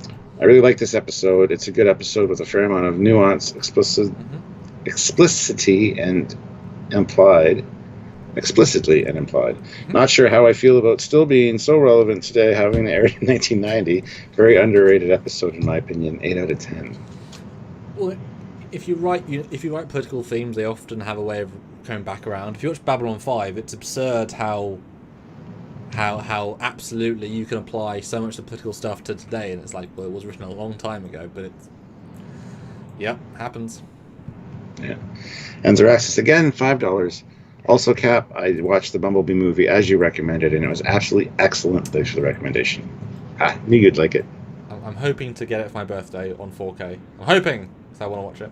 I've been saving it to watch it full quality strip. I gotta find it in 3D. That's what I haven't able to find it in 3D They don't yet. Release most films in 3D anymore, so I'm not sure. They do in different parts of the world. It's easy enough to find. Okay. But that's one that I just can't find. It was in the theater in 3D. It's made in 3D, so it's going to be available in 3D somewhere. Oh, I guess in the UK we just don't do that because you just don't see. You don't see them here either, but I have to buy them from Amazon. They come from other countries, Europe mainly. So. Okay. Speaking of Europe, Dark Cave. Picard is now a prisoner too. Yes, and he talks to Beverly, says there's 3 dead and 4 wounded. I don't know if Worf's dead yet. No. Yeah. That's later, but anyway, yeah, he's not sure if Worf is dead, but he got hit. And then we find out, I went back on the Enterprise, that 3 are dead, 4 wounded. Worf is in sickbay. He'll be fine. Mm-hmm. Lucky him. And the next time that they use the interdimensional jump, we'll be able to get their position. So. Yeah. Very lucky Sophie Peel died, because I was expecting much bigger losses. Not sure why, but I guess it was a surgical strike. Although, why did the lady appear in the corridor then? What was the point of her being in the corridor? To shoot some random guy? Non-officer? Terrorism. To invoke terror. I don't know. Well, they're going to kill the ship. So not much more terror they can do than killing everyone. But yes, now we get the whole long conversation with Troy. No, not Beverly and Picard, and you get that great scene of you should have beamed up, or you should have maybe been up, and you should have ordered me, or you should give better orders. I don't know if you've written it down, but it's a wonderful exchange where you can tell both actors are actually like a little bit pissed at, like they have real annoyance in their lives. They're putting it back on. Well, the scene goes. Basically starts with, it was Wesley that put us onto this interdimensional jump thing. He's going to make a fine officer. Well, he's had good role models. I should have brought you back up to the ship. Without my approval, you wouldn't dare. Well, it was giving you an order, Doctor. Well, your orders should make sense. They should be more reasonable. Doctor, I will be the judge of what is reasonable. Yeah. So yeah, good back and forth with them. They kind of have that lovers spat thing going on. But the thing is, Crusher's wrong, so it's not. She is wrong. Like, and as soon as he says that, she kind of shuts down. Like, yep, you're right. You're the captain. It's like, I gave you an order and you're kidnapped because you didn't follow it. So who's at fault here? You. I let you put yourself in a situation, but because I didn't want to piss you off. And if someone doesn't want to piss a subordinate off, you know there's something wrong with the chain of command. Because that's not how you meant to deal with a ship, especially since Beverly is there to save everybody, but she's not there to command. Sometimes saving everybody isn't the right thing, in certain situations, and Picard is there for everybody. Yeah. Well, then Finn comes in, and Picard's like, Not "You want the Poe. Yeah. Was it You Ray? want You want the Federation involved in this?" And he As goes like on to a say, threat. You want them "Yeah, involved? Mm. yeah. There's a hint of cowardice in your dealings with non-allied planets. I find. Yeah, yeah. You blame us for cowardice while you plant bombs in shadows," says Picard. Basically, it goes on. He goes on to say, "The Federation is going to tire of this little war of ours, and eventually they're going to make the government come to some concessions so that there won't Yep. be any issues." Which also implies that when the Federation, who I've read up are very enlightened, once they see the bad treatment they're putting on us, they'll be I wish understanding. that was explained though. Yeah. Yeah. Yeah, because that's clearly the inference. It's like, once you are forced to get involved, you will actually side with us. Maybe not officially, but you want to help people. But I thought that was really, really interesting. And such a clever idea. What was the first part of the conversation where he says, um, But Wesley, no, about you get the Federation involved? Before he explains why. What did he say? Because he wrote it down, I guess. I just wrote, "You want the Federation involved because Okay. why would you attack my ship?" Essentially. Yeah. Okay, well, whatever. But it was, yeah, it's very interesting. Dimas Alves puts in $5. Thank you. Making an appearance late once again. Back to the beginning I go. Here's my admission fee. Thank you, Dimas. That's awesome. Enjoy. And when you get back to this part, hello again. Hello! Goodbye! Hello again! Yeah, no, it's good. I like it. So yeah, then he basically jumps to the ship, finds Troy for some reason. "I'm not here to hurt you. Just listen to what I have to say. I want embargoes and trade sanctions placed on the government. I want the Federation to blockade this planet. No ships will be allowed in or out. And this will continue until the Federation agrees to mediate. You have 12 hours to make your decision." And then he flashes out again. Like, what if this was just some, like, kid or unimportant non-officer person? What if this was Scott Grimes, Wesley's friend with a snowboard? Yeah, exactly. Look, I'm not a pilot yet. You're like, Interstellar what? Alliance. I'm late for the holodeck. Bye. Never goes and tells anybody. Yeah. Did they get my message? And he's back to the guy. Oh, I didn't give it. Why not? I don't want to talk to Riker, you know. And I kept thinking through this whole episode, why has he got like a busted up face? Is that because is that because of the... I thought it was because every time he does the thing, he's like, "Ugh," like a little bit. I'm assuming that's like blood vessels popping. But no, it's because Picard punched him. Literally just because Picard punched him and they're just keeping that on for some reason. Because it stands out so blatantly and I'm like, why is this a detail? But yeah, it's very abstract. And do you even like his terms? Because they seem, I guess, reasonable, but also it might be movies conditioning me, but you never negotiate with terrorists. They stop terrorists. So why would, they're the Federation. They'd rather, stop you than concede to your demands. Why do you think they will not try and stop you? Is all I get from the scene. Is like, aren't you a bit stupid to even try? Yeah. All I hear when I hear Federation and blockade is the beginning of Phantom Menace. So, is that legal? Federation. If not, that'll make it legal. Number one special, $5. Thank you. I think the woman in corridor was a distraction to get security going there. Yep, I can see that. That is why Bomber came in later. Oh yeah, I can buy that. Yeah.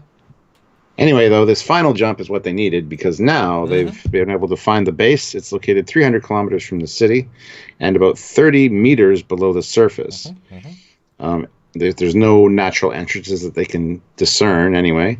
So they determined that any light there must be artificially generated. So if we can shut down that, we can use the confusion to find the people. Very logical, very sensible. Cool base. I mean, talk about that's why we never found them, because you can't find them. Or they don't explain why they couldn't scan for them and detect them. Would have been nice if they had said, there's some thalerite quartz and we can't scan it. We can still beam in there, but we can't scan for life signs. Because, if there are people living 30 meters below the surface, that might be a red flag, Yeah. But, yeah, whatever. And the boy, just to reiterate, the boy is important. He's there, he's helping, he's nice, he doesn't say anything, but he's nice. Mm-hmm. And this is a great conversation. It's like, oh, by the way, I might have to kill your captain. Just warning you. Just a friendly heads up, okay? Don't be too upset. I don't want to, but if he makes me, I will. And it's not my fault, then, is it? And Beverly's like, well, he can help you. Well, if our roles were reversed, what would, the situation be? He wouldn't play games with your life or forcibly abduct you. He would treat you with respect. And then, is fear the only weapon you have? And then he says, well, doctor, I don't want you to fear me. And he hands her his little pad of paper with all her drawings on it. Yep. So he's got the feelings for the redheaded nurse. But it's beautifully understated. I mean, doctor. Oh my God, I said nurse. Can't believe I did that. It's beautifully understated, like, feelings. It's like he can't afford to feel, but he can't help but feel, and I love that. It's not quite enough. This probably could have been a two-part if they wanted to push it. Have the Federation come in the second part, have like an admiral step in or another captain. That could have been kind of interesting. Imagine the guy who didn't die from season 1, the admiral, like bring him back, Jameson. Like, that'd have been kind of cool. It's like, Jameson, the best negotiator, who's also a drug addict because he has to be young. That guy. But I thought it was odd when she says, fear's your only weapon. I thought, well, no, he has a teleporter that can go anywhere, bombs, phasers. So no, he uses weapons as well, Beverly. She asked, is fear your only weapon? He says no, but it's effective. But what a stupid question. No, weapon's your weapon. A transporter's your weapon. Bomb. What do you want? Beverly, no! What a dumb question. You're not using fear, terrorism's using murder is not using fear, it's using murder. Terrorism can not use murder and use fear, but they're using murder. They're going to kill the entire enterprise. That's not using fear, that's using murder. So, stupid question.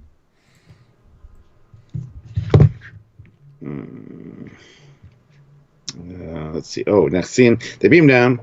Joint task force, and instantly my reaction was, the red shirts have beamed in. Because I haven't seen this episode, so I assumed a firefight and all the other security guy would die. But no, joint task force for once. Does not normally happen. They knock out two guys with, like, something. Different hyperspace, different sound effects. Subtle, but there. And then when Riker was creeping around, I'm thinking, God damn, how ineffectual are these Starfleet uniforms? You're beaming down to, like, dark black backgrounds. You're wearing red, yellow, blue probably blends in pretty good, but still. Anyway. If you want, I know Jameson died, I was playing, I said, what if? I know he died, we reviewed it. And Draxler says, yes, bring Jellicoe in. Gosh. Yeah.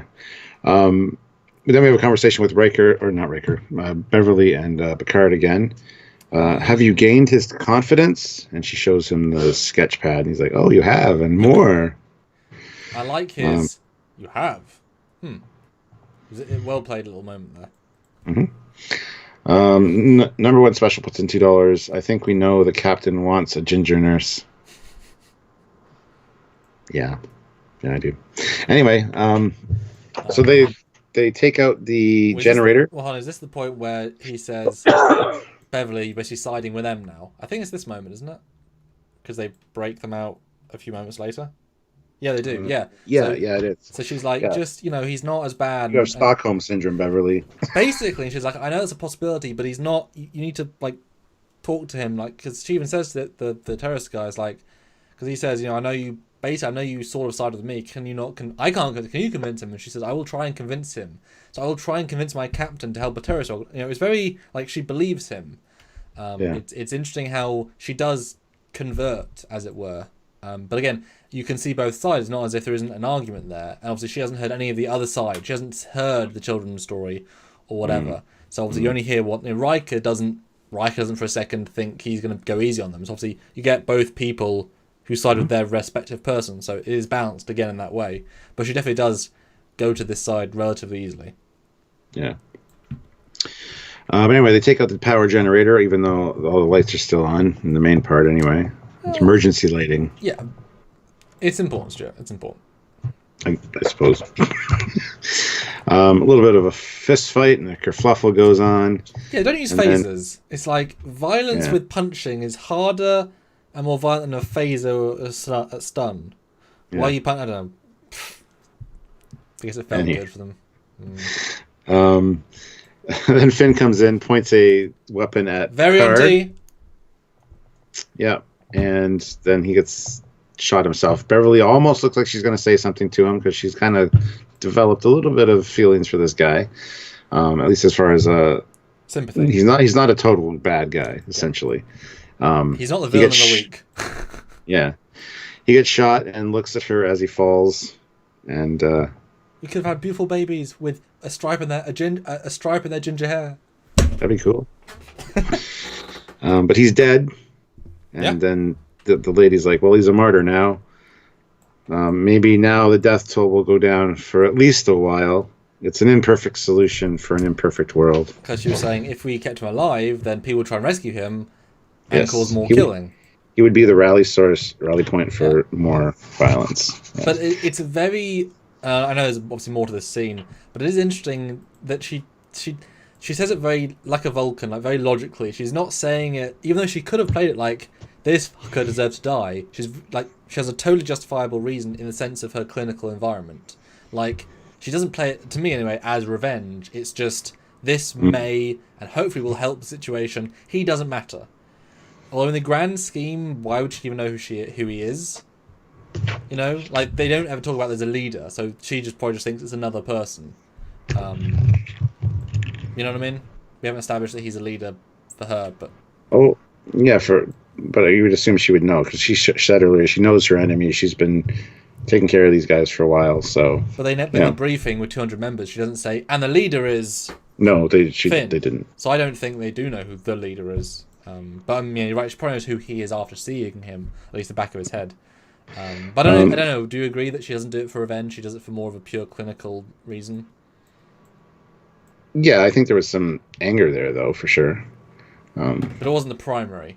Yeah. No. She wasn't using police brutality, she was using warfare measures, basically. Yeah. Zerax is $2. Whatever happened to Y-beam stuns? Those are only used when the script calls for it, so... Yeah. Anyway, she turns around. She got that little kid pointing a gun at her, and still doesn't get to speak, but oh well. Beverly just says, "No more killing," and then he puts the gun down. He gets taken away. And I felt bad for the kid because no killing today, but it's like but now he's going to be in prison and probably potentially die in prison. It's like I think he's going to die in prison. But... Well, the other kid. Well, no, in the context of the other kid died in prison. Assuming those conditions aren't rectified, sure. And obviously this kid, they've done worse since the other kid, the guy's son, was in prison. So I'm sure there's a bit of, from his point of view, though, the government did just storm in and kill all of his friends and his mentors. I mean, this guy's total justification to kill them all because they've done everything they worried the government would do. The government have come in and destroyed the operation mercilessly. She's killed the leader without a thought. I mean, talk about the worst case scenario, the government as bad as you think. They've done that. This is why you tend to bring terrorist people in to have a trial, because then you get to have public opinion and say, no, they are bad people. If you just kill them, then you're as bad as them. So it's very good he didn't kill them. I mean, he's not the child soldier, which obviously they make the point, and you can talk about that now. Well, yeah. She says, another one are ready to take his place. It never ends. Yeah. And the response is, well, he could have killed you. He didn't. Maybe one boy putting down his weapon is a start. But not if you're going to kill the leaders, so no. It's a nice moment, but it's the Federation perspective versus the real perspective. It's a simple tight bow on the episode, and it's not that simple of a solution, unfortunately. Because nothing got fixed. I mean, the other 5,000 are going to think, well, damn, they kill out this sect, we should probably rise up anyway. Nothing's going to change. Yeah. Then we're back in the Enterprise, and yay, Mom and son reunited. And then leave orbit at your convenience, of course. So, okay. Yeah, I didn't even think it was such a quick wrap-up, but it really is, isn't it? Yeah, it is. And again, much like the other weeks we've talked about, no explanation as to, is the government mistreating these people? Should this be looked into? So... But it goes back to what I said last time about how they left, even though they, if you leave criminals pointing guns at the government, you've interfered. You have a responsibility. They were cowards. I think I said that actively last time. So when this terrorist guy says you're cowards, you interfere and then don't do anything, you're siding with one side. They sided with the criminal guy because they didn't stop him. That's siding. They sided with the government here because they helped take the people down, and yet they're just going to walk away and not deal with any repercussions that they exactly did. So yeah, they are social cowards who aren't going to bother trying to. But then they haven't. But then it's not their responsibility to fix or change people's cultures. But then they shouldn't have been involved. It's a no-win there. But then you shouldn't have such a genuine. Oh, great! We won that. Moving on. It's like, I mean, could you not have a wrap-up scene? Like we had those with Spock, McCoy, and Bones. No, Spock, McCoy, and Kirk. Two McCoys there. A sense of what happened this week. Let's talk about it. Don't seem to get those here. But I guess leaving it grey allows you to be grey. If you tell people, well, terrorism's bad, see? Then it would defeat the point of it being either side. Yeah. Double Guitar says, although this episode is a reminder of the world right now, and I have to say thank you, Trekyards, for distracting me from all of it. This is the first time I've been happy for days now. Good one, lads. Well, thank you. We appreciate that. Even though this relates to the real world a lot. Well, thank you. Appreciate that. And Olivia Julius, $2. Needed to bring in the attack fertilizers. No, they didn't. Zerax is $5. I think this is the kind of episode that might be done better in modern Trek. More nuances to work with. Also, should have been a 2 or even 3-parter in my opinion. This is too boring to be a 2 or 3-parter. 2 or 3-parter needs to be epic and have multiple storylines and stuff. This one just did not warrant that at all. I would not want. Yeah. And certainly modern Trek could not handle this episode. Are you kidding? Are you joking? Have you the fact they can create a time suit in the same day from of course modern Trek couldn't do this. This is the best. This is better writing. Only DS9 could be anywhere near this quality of writing. Modern Trek could butcher this concept. Are you kidding? The terrorist would be a generic black guy, Indian, Muslim chap. You know what I mean? It'd be awful. And as for, I think it could be a 2-parter, but you'd have to give, like with the Duras one, where like the Romulans are helping them or something. Maybe this planet has a new dilithium type, and you have to like broaden the scope a bit. This would be better as a 55-minute Discovery format. Like, give it those extra 15 minutes. I think would be key. That I would say. But if you make it 2-part, you've got to really like beef up the galactic consequences. Or for example, you could have had them say that the interphasic transporter doesn't hurt people, and the terrorists offer the tech to the Federation, but the Federation only agree to help them if they prove the government's doing bad things, and they phase into the government building, find records of them like killing people en masse, and then they have to side with the terrorists, and you realize, well, actually the government are basically Hitler's people. You could make it even more interesting, and then at the end of the day, the Federation walk away with, special multidimensional beaming. That would be, maybe. Oh, Orville, perhaps. Yeah, Orville could write this very smartly, actually. Oh. Damn, yeah, Orville, man. That'd be great. Yeah. Yeah, so I'm not going to go first this time. Oh, okay, cool. Sweet. I want your scores. Okay, cool. Let me open up the document. Let me find it. And while he's giving your scores, guys, put your Super Chat scores in the comment section. And also, if you... Gotta love the timing, haven't you guys? On Super Chat scores. Super Chat scores. That's all I have. Yes, Super Chat scores. Okay. Oh. Right, so yeah, this Put your Super Chat scores in on your non-Super Chat scores, and we'll read them after the fact, but I want to hear Samuel's. Okay. So there you go. I hate saying what I just said. Sorry. Right. Obviously, no one else in the world did. Yeah, for that moment you're talking to an empty room. This one, like I say, is my first time watching it. I thought it was a rather good episode. I was tempted to say excellent there, but I'm not going to give it the excellent rating because it doesn't pop as it should. Something about it doesn't... It is a very well done piece of writing, of three-dimensionality. It's so much more mature than Modern Trek, or than Voyager, or than Enterprise. The fact that you feel for both sides is thoroughly impressive. The casting was good. No one steals the show, and that's the point. If they did, it'd be too charismatic. You don't want that. It was very well is very deliberate, but is missing something of a pop factor, something to give it the vavavoom, the edge. But yeah, well written, but it's still missing that one thing, and I'm shocked I don't remember it.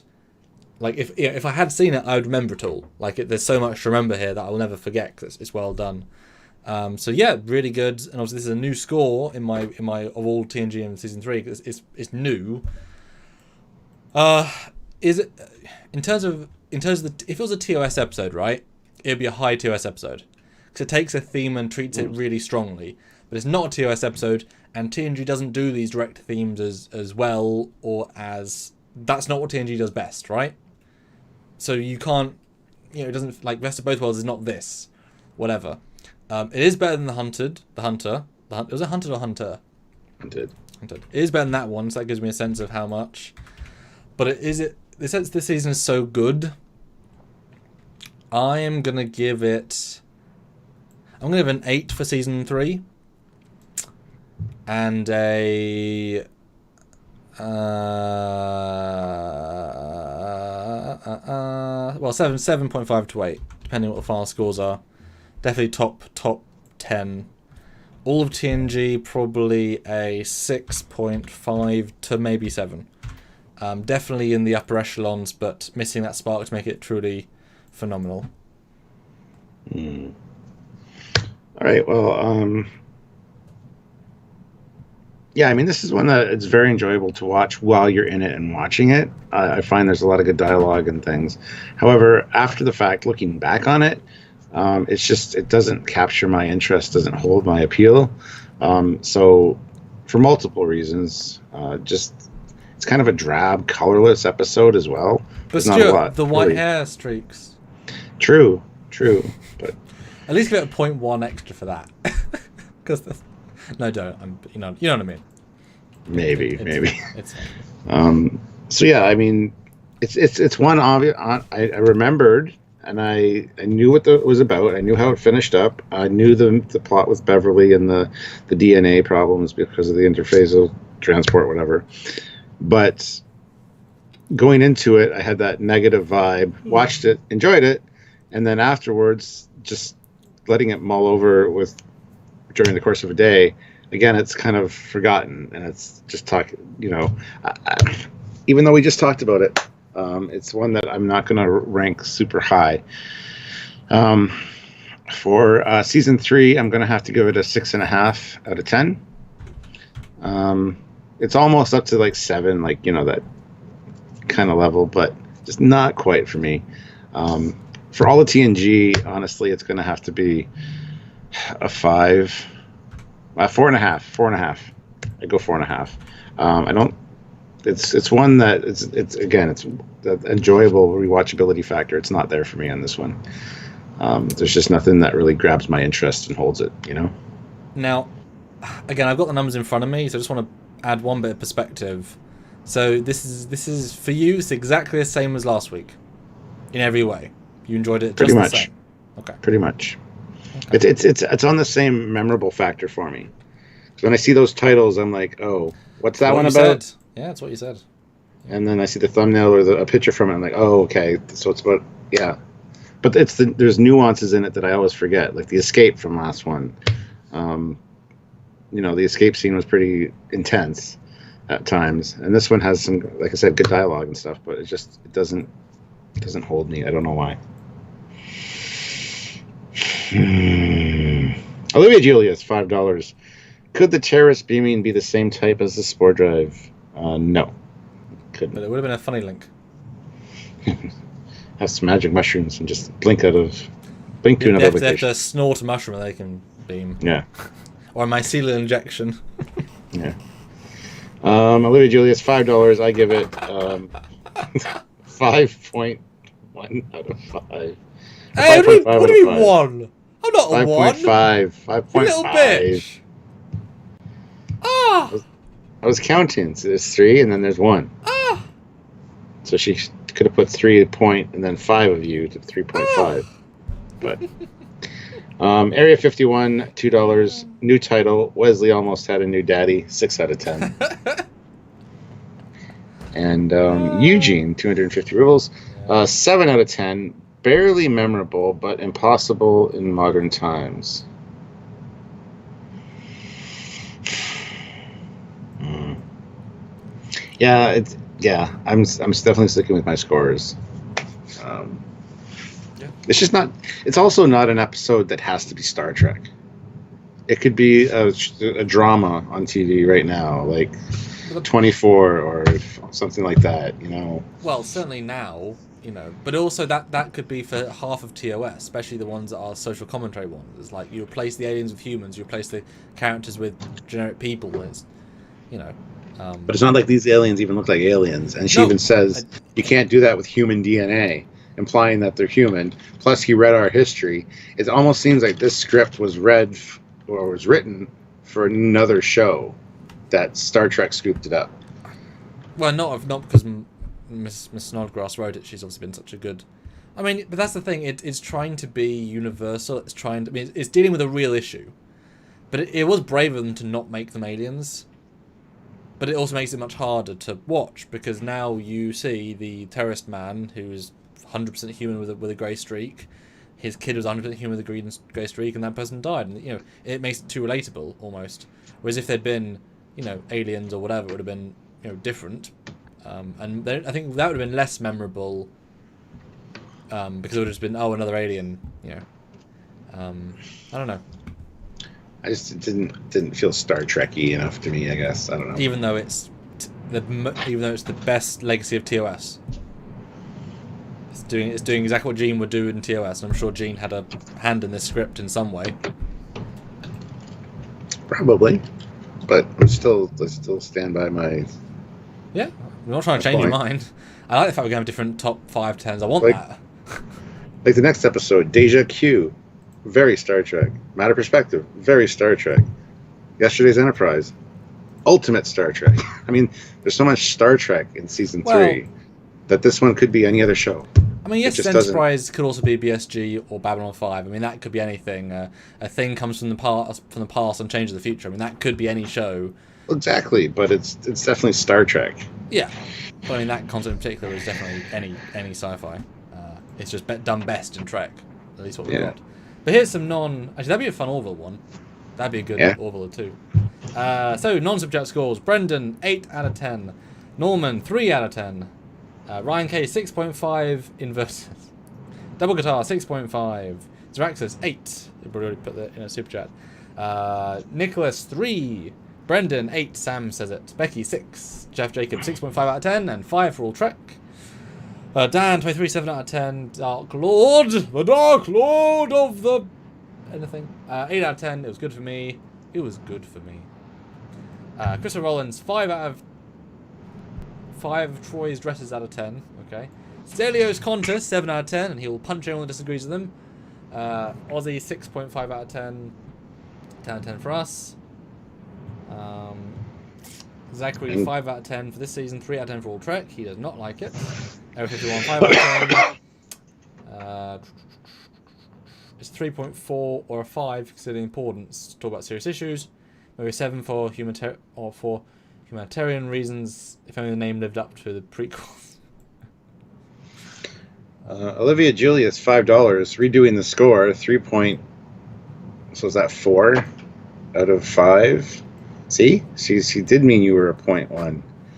So 3.2 now out of 5. She gives it. I didn't make up the rules. You're inventing them as you go, though. Yes. Shut up. But you're the captain, so you're allowed to. Okay. Well, there you go. Yeah, I'm glad. Hey, new episode for me. I enjoy watching the episode of Star Trek. That was. Maybe that's why you liked it more than I did. Well, I had no. I've seen this multiple times, and it's just not. Yeah, it doesn't interest me. Yeah, I had no bias at all, apart from not knowing it, and I could have researched it, but I didn't on purpose. It's like that one last season where Wesley was taken by the kid snatchers. Like, I hadn't seen that either, so I was, genuine first reaction. But I do think that if we'd reviewed this 4 weeks ago, it would be less good. Because you're watching it realizing this is such a real issue. Like it plays more real, it plays more serious because that's what we're living in right now. Or at least, well, we aren't personally, but America is obviously. They even call out Beverly from the Americas. It's even so. He's referring to incidents that could count as today. It's remarkably prescient for this week. But yeah, we have Deja Q, Matter of Perspective. His Enterprise Offspring. I mean, we're into some really. I mean, yeah. Is there even a bad episode? Well, yeah. We're just coming out of the shallow end of the pool with these episodes and going into the deep end. Yeah, where stuff is good. I mean, honestly, that we've got to consider though, because we can't just give everything 8s and 9s out of 10s. So I think we get Oh, these next ones are going to be up there. Sorry. I know that's going to be a bit. That's just how it works. Yeah, but you can't have 9. You can't have 9 9s in season 3. Why not? I don't know. It's personal preference. It's how you judge them. I know. But that's why I'll be interested to do the actual what you think are your top ones, because then you average the 2 scores. So hopefully a few of them you'll be saying lower TNG overall score because of whatever reason, or other around. Try and create some differentiation. But yeah, Transfigurations is my next. I have no memory of it. Didn't see it for whatever reason. Olivia Julius, $2. The police uniforms look like Starfleet uniform. Yeah, I thought 20th century kind of had a good had that vibe for me. Yeah.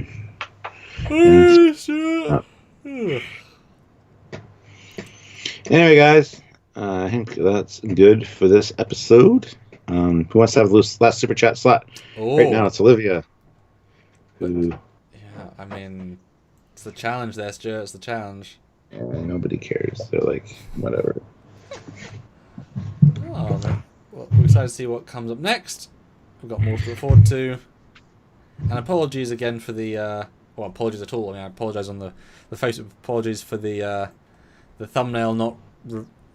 If you really pay attention, you saw the thumbnail refused to update. We couldn't affect that. It just did on the YouTube. Sorry about that. And my birthday's on Sunday, so look forward to a post about that. Yay. I'm sure we'll do quite a few lives this week in preparation. And I'm going to try and get a hair buzz this week. So it's my last time seeing me, because I just washed my hair last night, so it's extra fluffy. So hopefully that goes well.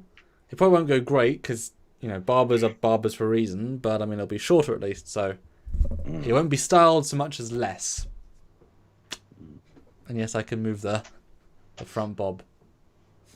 Just the front. Oh my god, we got stuff for you. Yeah. Stelio Contos puts in £1. Nicholas Davies, $5. Thanks for the analysis. You're welcome, and Olivia Nicholas. Julius puts in $1. So Olivia Julius got the slot back. Sorry, Stelio.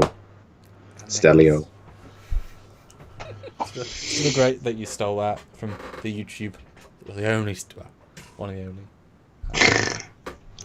Alright, guys. This was a good one. See you next time. All the best. Say bye, Stuart. Bye, Stuart. Bye, guys.